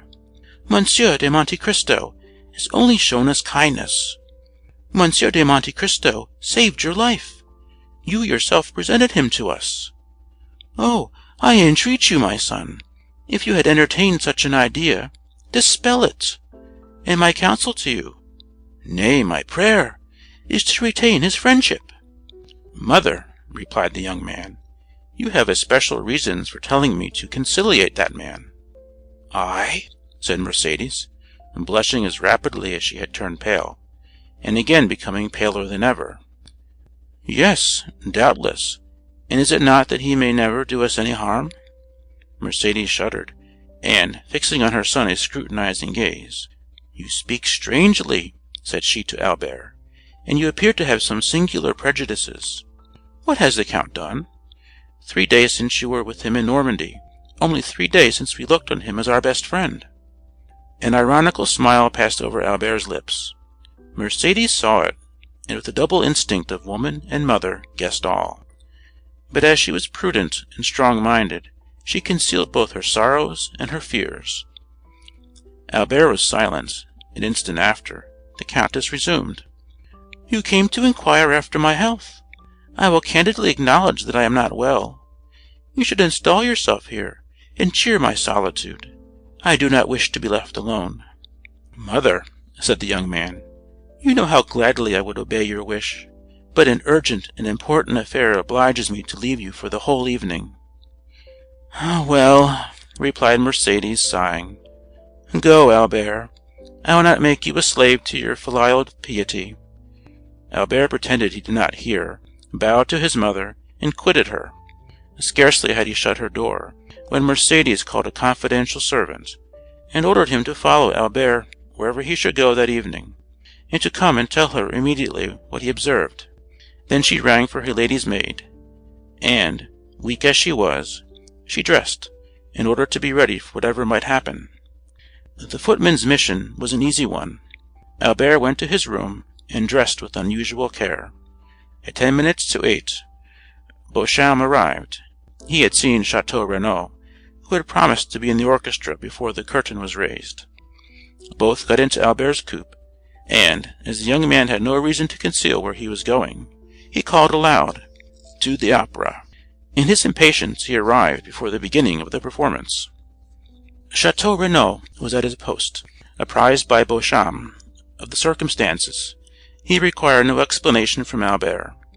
The conduct of the son in seeking to avenge his father was so natural that Château Renaud did not seek to dissuade him, and was content with renewing his assurances of devotion. Debray was not yet come, but Albert knew that he seldom lost a scene at the opera. Albert wandered about the theatre until the curtain was drawn up. He hoped to meet with Monsieur de Monte Cristo, either in the lobby or on the stairs. The bell summoned him to his seat, and he entered the orchestra with Château Renaud and Beauchamp. But his eyes scarcely quitted the box between the columns, which remained obstinately closed during the whole of the first act. At last, as Albert was looking at his watch for about the 100th time, at the beginning of the second act the door opened, and Monte Cristo entered, dressed in black, and, leaning over the front of the box, looked around the pit. Morrel followed him, and looked also for his sister and brother-in-law. He soon discovered them in another box, and kissed his hand to them. The Count, in his survey of the pit, encountered a pale face and threatening eyes, which evidently sought to gain his attention. He recognized Albert, but thought it better not to notice him, as he looked so angry and discomposed.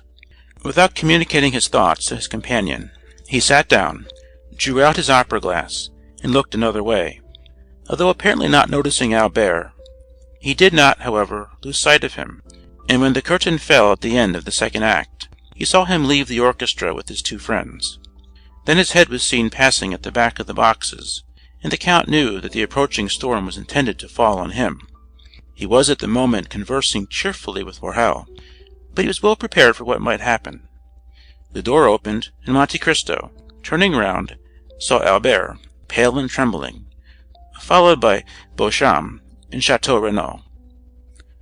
"Well," cried he, with that benevolent politeness which distinguished his salutation from the common civilities of the world, "my cavalier has attained his object. Good evening, Monsieur de Morcerf." The countenance of this man, who possessed such extraordinary control over his feelings, expressed the most perfect cordiality. Morrel only then recollected the letter he had received from the Viscount, in which, without assigning any reason, he begged him to go to the opera, but he understood that something terrible was brooding. "We are not come here, sir, to exchange hypocritical expressions of politeness, or false professions of friendship," said Albert, "but to demand an explanation." The young man's trembling voice was scarcely audible. "An explanation at the opera?" said the Count, with that calm tone and penetrating eye which characterized the man who knows his cause is good. "Little acquainted as I am with the habits of Parisians, I should not have thought this is the place for such a demand." "Still, if people will shut themselves up," said Albert, "and cannot be seen because they are bathing, dining, or asleep, we must avail ourselves of the opportunity whenever they are to be seen." "I am not difficult of access, sir, for yesterday, if my memory does not deceive me, you were at my house." "Yesterday I was at your house, sir," said the young man, "because then I knew not who you were." In pronouncing these words Albert had raised his voice, so as to be heard by those in the adjoining boxes and in the lobby. Thus the attention of many was attracted by this altercation. "Where are you come from, sir? You do not appear to be in the possession of your senses." "Provided I understand your perfidy, sir, and succeed in making you understand that I will be revenged, I shall be reasonable enough," said Albert furiously. "I do not understand you, sir," replied Monte Cristo, "and if I did, your tone is too high. I am at home here, and I alone have a right to raise my voice above another's. Leave the box, sir." Monte Cristo pointed towards the door with the most commanding dignity. "Ah, I shall know how to make you leave your home," replied Albert, clasping in his convulsed grasp the glove, which Monte Cristo did not lose sight of. "Well, well," said Monte Cristo quietly, "I see you wish to quarrel with me, but I would give you one piece of advice, which you will do well to keep in mind. It is in poor taste to make a display of a challenge. Display is not becoming to everyone, Monsieur de Morcerf." At this name a murmur of astonishment passed around the group of spectators of the scene. They had talked of no one but Morcerf the whole day. Albert understood the allusion in a moment, and was about to throw his glove at the Count, when Morrel seized his hand, while Beauchamp and Château Renaud, fearing the scene would surpass the limits of a challenge, held him back. But Monte Cristo, without rising, and leaning forward in his chair, merely stretched out his arm, and, taking the damp, crushed glove from the clenched hand of the young man, "Sir," said he in a solemn tone, "I consider your glove thrown, and will return it to you wrapped around a bullet. Now leave me, or I will summon my servants to throw you out at the door." Wild, almost unconscious, and with eyes inflamed, Albert stepped back, and Morrel closed the door. Monte Cristo took up his glass again, as if nothing had happened. His face was like marble, and his heart was like bronze. Morrel whispered, "What have you done to him?" "I? Nothing, at least personally," said Monte Cristo. "But there must be some cause for this strange scene. The Count of Morcerf's adventure exasperates the young man." "Have you anything to do with it?" "It was through Haydée that the Chamber was informed of his father's treason." "Indeed," said Morrel. "I have been told, but would not credit it, that the Grecian slave I have seen with you here in this very box was the daughter of Ali Pasha." "It is true, nevertheless." "Then," said Morrel, "I understand it all, and this scene was premeditated." "How so?" "Yes, Albert wrote to request me to come to the opera, doubtless that I might be a witness to the insult he meant to offer you." "Probably," said Monte Cristo, with his imperturbable tranquillity. "But what shall you do with him?"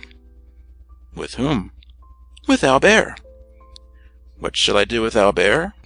As certainly, Maximilian, as I now press your hand, I shall kill him before 10 o'clock tomorrow morning."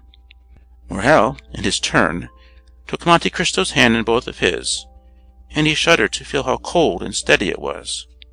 "Ah, Count," said he, "his father loves him so much." "Do not speak to me of that," said Monte Cristo, with the first movement of anger he had betrayed. "I will make him suffer." Morrel, amazed, followed Monte Cristo's hand. "Count, Count," said he. "Dear Maximilian," interrupted the Count, "listen how adorably Dupré is singing that line: Matilda est do da mon âme. I was the first to discover Dupré at Naples, and the first to applaud him. Bravo, bravo!" Morrel saw it was useless to say more, and refrained. The curtain, which had risen at the close of the scene with Albert, again fell, and a rap was heard at the door. "Come in," said Monte Cristo, with a voice that betrayed not the least emotion, and immediately Beauchamp appeared. "Good evening, Monsieur Beauchamp," said Monte Cristo, as if this was the first time he had seen the journalist that evening. "Be seated." Beauchamp bowed, and, sitting down, "Sir," said he, "I just now accompanied Monsieur de Morcerf, as you saw." "And that means," replied Monte Cristo, laughing, "that you had probably just dined together. I am happy to see, Monsieur Beauchamp, that you are more sober than he was." "Sir," said Monsieur Beauchamp, "Albert was wrong, I acknowledge, to betray so much anger, and I come, on my own account, to apologize for him. And having done so, entirely on my own account, be it understood, I would add that I believe you too gentlemanly to refuse giving him some explanation concerning your connection with Yanina. Then I will add 2 words about the young Greek girl." Monte Cristo motioned him to be silent. "Come," said he, laughing, "there are all my hopes about to be destroyed." "How so?" asked Beauchamp. "Doubtless you wish to make me appear a very eccentric character. I am, in your opinion, a Lara, a Manfred, a Lord Ruthven. Then, just as I am arriving at the climax, you defeat your own end, and seek to make an ordinary man of me. You bring me down to your own level, and demand explanations. Indeed, Monsieur Beauchamp, it is quite laughable." "Yet," replied Beauchamp haughtily, "there are occasions when probity commands." "Monsieur Beauchamp," interposed this strange man, "the Count of Monte Cristo bows to no one but the Count of Monte Cristo himself. Say no more, I entreat you. I do what I please, Monsieur Beauchamp, and it is always well done." "Sir," replied the young man, "honest men are not to be paid with such coin. I require honorable guarantees." "I am, sir, a living guarantee," replied Monte Cristo, motionless, but with a threatening look. "We have both blood in our veins which we wish to shed. That is our mutual guarantee. Tell the Viscount so, and that tomorrow, before 10 o'clock, I shall see what color his is." "Then I have only to make arrangements for the duel," said Beauchamp. "It is quite immaterial to me," said Monte Cristo, "and it was very unnecessary to disturb me at the opera for such a trifle. In France people fight with the sword or pistol, in the colonies with the carbine, in Arabia with the dagger. Tell your client that, although I am the insulted party, in order to carry out my eccentricity, I leave him the choice of arms, and will accept without discussion, without dispute, anything, even combat by drawing lots, which is always stupid, but with me different from other people, as I am sure to gain." "Sure to gain?" repeated Beauchamp, looking with amazement at the Count. "Certainly," said Monte Cristo, slightly shrugging his shoulders. "Otherwise I would not fight with Monsieur de Morcerf. I shall kill him. I cannot help it. Only by a single line this evening at my house let me know the arms and the hour. I do not like to be kept waiting." "Pistols, then, at 8 o'clock, in the Bois de Vincennes," said Beauchamp, quite disconcerted, not knowing if he was dealing with an arrogant braggadocio or a supernatural being. "Very well, sir," said Monte Cristo. "Now all that is settled. Do let me see the performance, and tell your friend Albert not to come any more this evening. He will hurt himself with all his ill-chosen barbarisms. Let him go home and go to sleep." Beauchamp left the box, perfectly amazed. "Now," said Monte Cristo, turning towards Morrel, "I may depend upon you, may I not?" "Certainly," said Morrel. "I am at your service, Count. Still—" "What?" "It is desirable I should know the real cause." "That is to say, you would rather not?" "No."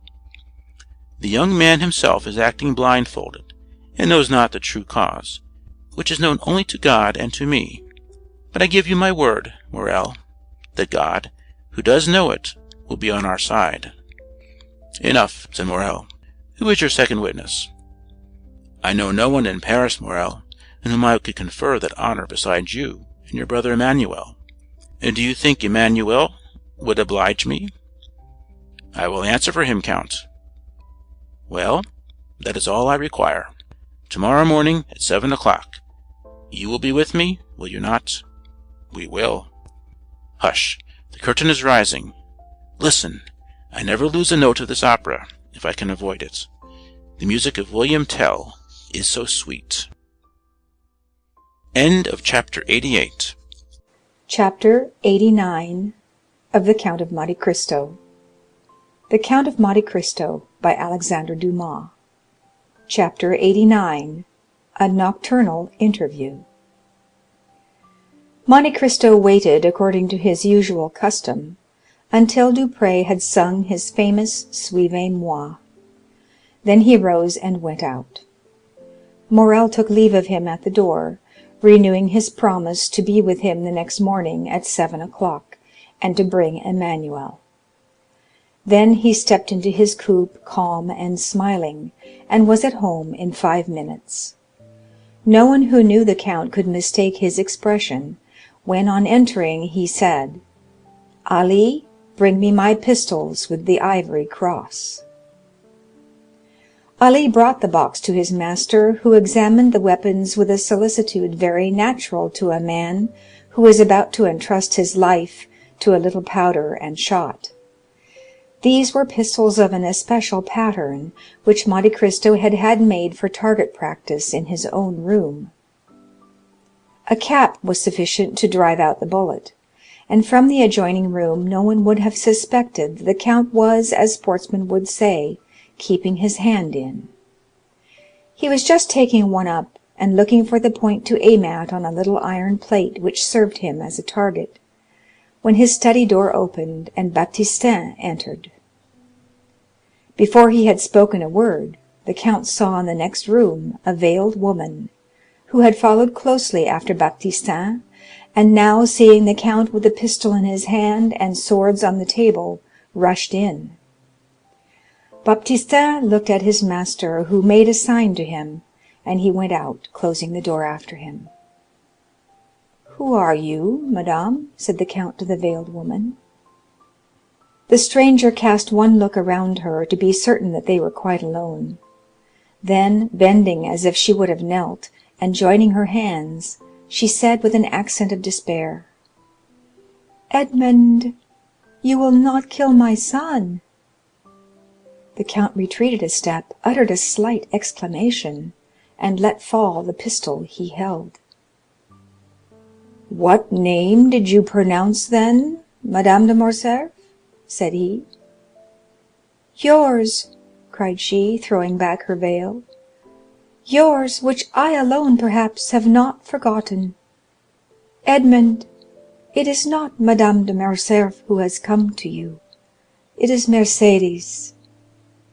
"Mercédès is dead, madame," said Monte Cristo. "I know no one now of that name." "Mercédès lives, sir, and she remembers, for she alone recognized you when she saw you, and even before she saw you, by your voice, Edmond, by the simple sound of your voice, and from that moment she has followed your steps, watched you, feared you, and she needs not to inquire what hand has dealt the blow which now strikes Monsieur de Morcerf." "Fernand, do you mean?" replied Monte Cristo with bitter irony. "Since we are recalling names, let us remember them all." Monte Cristo had pronounced the name of Fernand with such an expression of hatred that Mercédès felt a thrill of horror run through every vein. "You see, Edmond, I am not mistaken, and have cause to say, 'Spare my son.'" "And who told you, madame, that I have any hostile intentions against your son?" "No one, in truth, but a mother has twofold sight. I guessed all.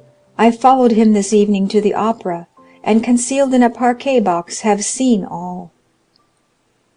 "If you have seen all, madame, you know that the son of Fernand has publicly insulted me," said Monte Cristo with awful calmness. "Oh, for pity's sake!" "You have seen that he would have thrown his glove in my face if Morrel, one of my friends, had not stopped him." "Listen to me. My son has also guessed who you are. He attributes his father's misfortunes to you." "Madame, you are mistaken. They are not misfortunes. It is a punishment. It is not I who strike Monsieur de Morcerf. It is Providence which punishes him." "And why do you represent Providence?" cried Mercédès. "Why do you remember when it forgets? What are Yanina and its vizier to you, Edmond? What injury has Fernand Mondego done you in betraying Ali Tepelini?"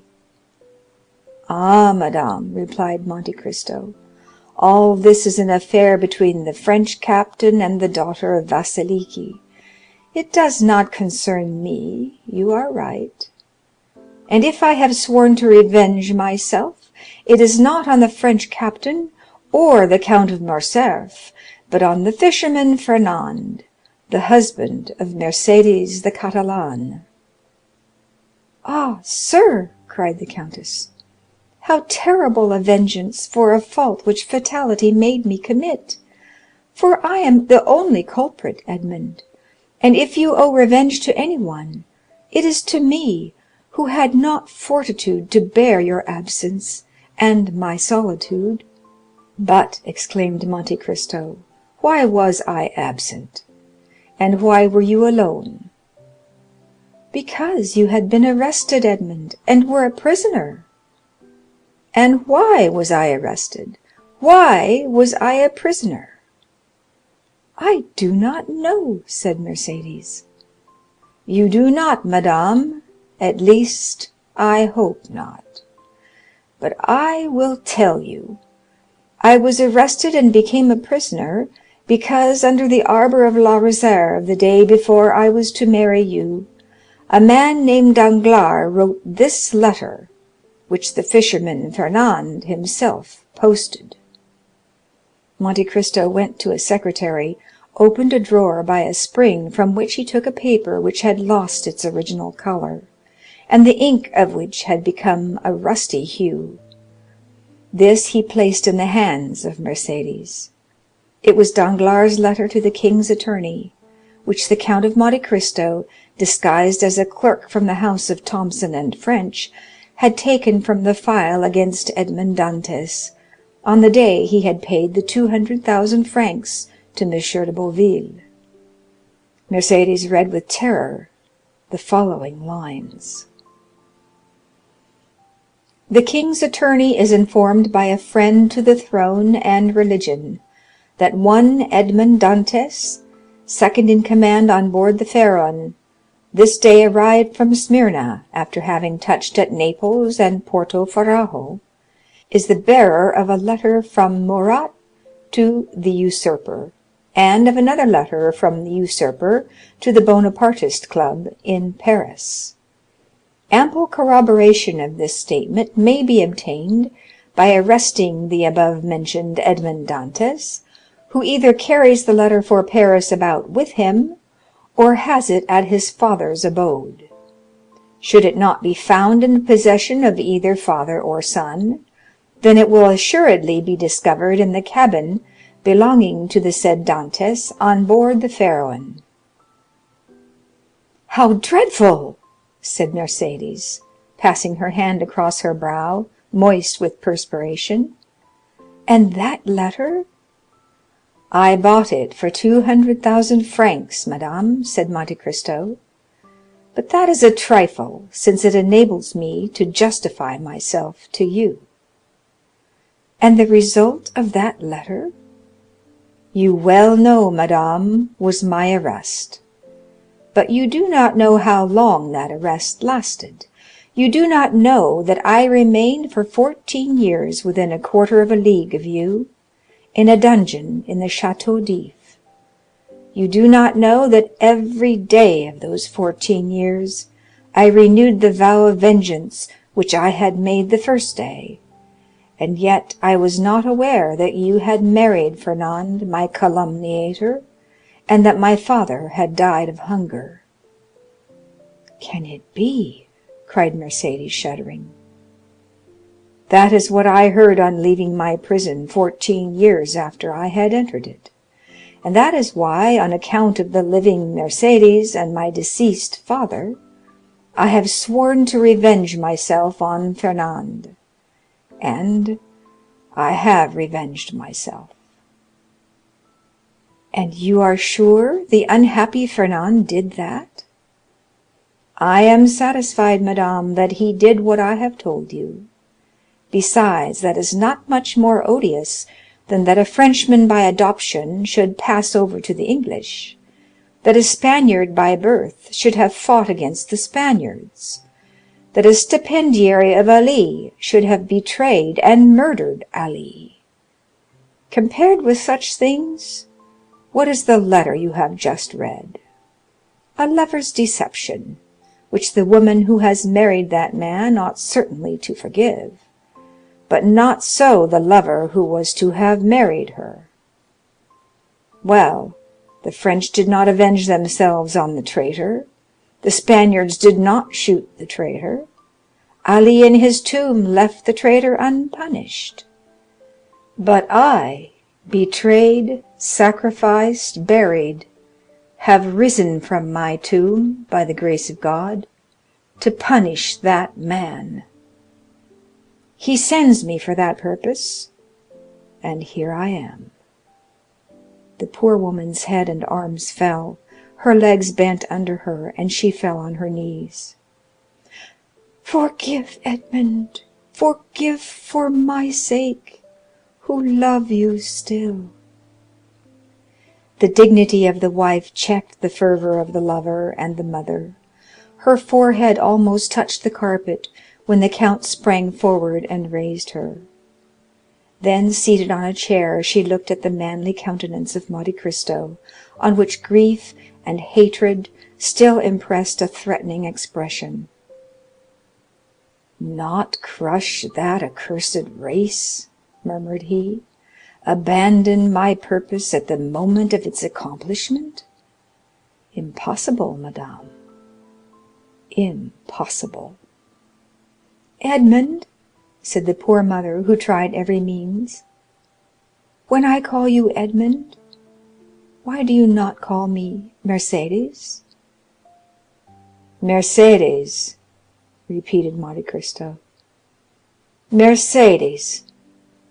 Well, yes, you are right. That name has still its charms, and this is the first time for a long period that I have pronounced it so distinctly.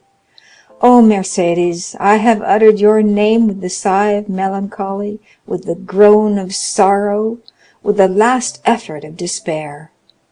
I have uttered it when frozen with cold, crouched on the straw in my dungeon. I have uttered it consumed with heat, rolling on the stone floor of my prison. Mercédès, I must revenge myself, for I suffered 14 years. 14 years I wept, I cursed. Now I tell you, Mercédès, I must revenge myself." The count, fearing to yield to the entreaties of her he had so ardently loved, called his sufferings to the assistance of his hatred.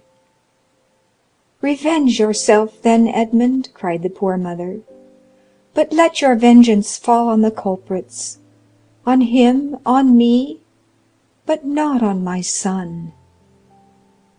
"It is written in the good book," said Monte Cristo, "that the sins of the fathers shall fall upon their children to the 3rd and 4th generation. Since God himself dictated those words to his prophet, why should I seek to make myself better than God?" "Edmond," continued Mercédès, with her arms extended towards the count, "since I first knew you I have adored your name, have respected your memory. Edmond, my friend, do not compel me to tarnish that noble and pure image reflected incessantly on the mirror of my heart. Edmond, if you knew all the prayers I have addressed to God for you while I thought you were living, and since I have thought you must be dead. Yes, dead, alas! I imagined your dead body buried at the foot of some gloomy tower, or cast to the bottom of a pit by hateful jailers, and I wept. What could I do for you, Edmond, besides pray and weep? Listen, for 10 years I dreamed each night the same dream. I had been told that you had endeavored to escape, that you had taken the place of another prisoner, that you had slipped into the winding sheet of a dead body, that you had been thrown alive from the top of the Château d'If, and that the cry you uttered as you dashed upon the rocks first revealed to your jailers that they were your murderers. Well, Edmond, I swear to you by the head of that son for whom I entreat your pity, Edmond, for 10 years I saw every night every detail of that frightful tragedy, and for 10 years I heard every night the cry which awoke me shuddering and cold.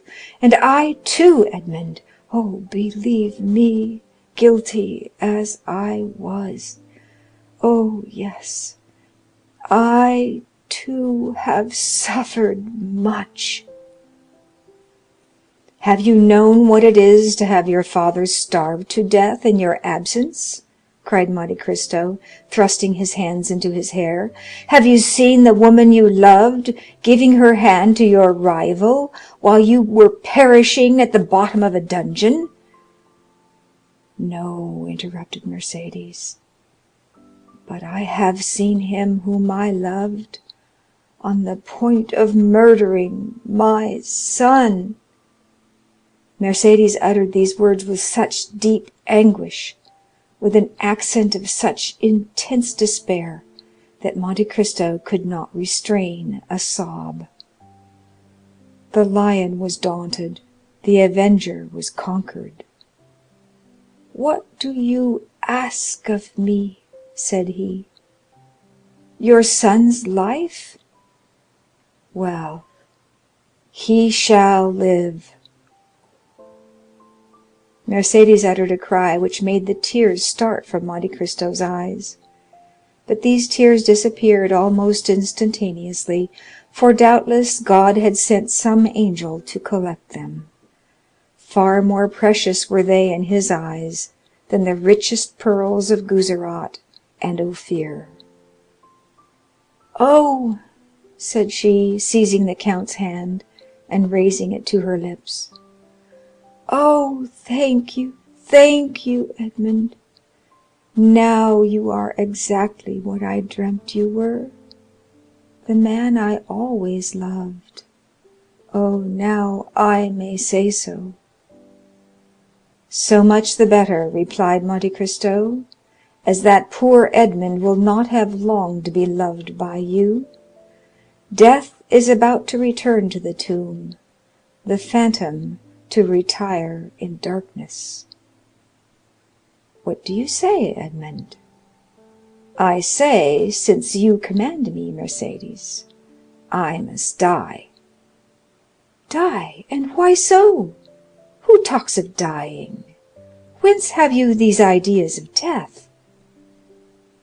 "You do not suppose that publicly outraged in the face of a whole theatre, in the presence of your friends and those of your son, challenged by a boy who will glory in my forgiveness as if it were a victory, you do not suppose that I can for one moment wish to live. What I most loved after you, Mercédès, was myself, my dignity, and that strength which rendered me superior to other men, that strength was my life. With one word you have crushed it, and I die." "But the duel will not take place, Edmond, since you forgive."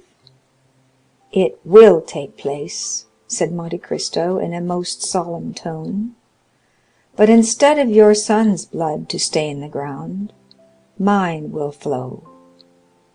Mercédès shrieked and sprang towards Monte Cristo, but suddenly stopping, "Edmond," said she, "there is a God above us, since you live and since I have seen you again. I trust to him from my heart. While waiting his assistance, I trust to your word. You have said that my son should live, have you not?"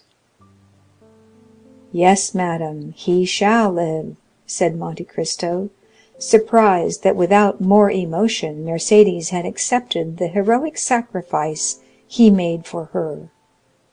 Mercédès extended her hand to the count. "Edmond," said she, and her eyes were wet with tears while looking at him to whom she spoke, "how noble it is of you, how great the action you have just performed, how sublime to have taken pity on a poor woman who appealed to you with every chance against her. Alas, I am grown old with grief more than with years, and cannot now remind my Edmond by a smile or by a look of that Mercédès whom he once spent so many hours in contemplating. Ah, believe me, Edmond, as I told you, I too have suffered much. I repeat, it is melancholy to pass one's life without having one joy to recall, without preserving a single hope. But that proves that all is not yet over. No, it is not finished. I feel it by what remains in my heart. Oh, I repeat it, Edmond, what you have just done is beautiful. It is grand. It is sublime. Do you say so now, Mercédès? Then what would you say if you knew the extent of the sacrifice I make to you? Suppose that the Supreme Being, after having created the world and fertilized chaos, had paused in the work to spare an angel the tears that might one day flow for mortal sins from her immortal eyes. Suppose that when everything was in readiness and the moment had come for God to look upon his work and see that it was good, suppose he had snuffed out the sun and tossed the world back into eternal night. Then, even then, Mercédès, you could not imagine what I lose in sacrificing my life at this moment. Mercédès looked at the count in a way which expressed at the same time her astonishment, her admiration, and her gratitude. Monte Cristo pressed his forehead on his burning hands, as if his brain could no longer bear alone the weight of his thoughts. "Edmond," said Mercédès, "I have but one word more to say to you." The count smiled bitterly. "Edmond," continued she, "you will see that if my face is pale, if my eyes are dull, if my beauty is gone, if Mercédès, in short, no longer resembles her former self in her features, you will see that her heart is still the same. Adieu, then, Edmond. I have nothing more to ask of heaven. I have seen you again, and have found you as noble and as great as formerly you were. Adieu, Edmond, adieu, and thank you." But the count did not answer. Mercédès opened the door of the study and had disappeared before he had recovered from the painful and profound reverie into which his thwarted vengeance had plunged him. The clock of the Invalides struck 1 when the carriage which conveyed Madame de Morcerf away rolled on the pavement of the Champs-Élysées, and made Monte Cristo raise his head.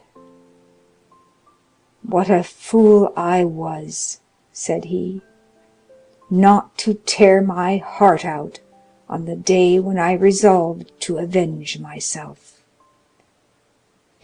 Chapter 89.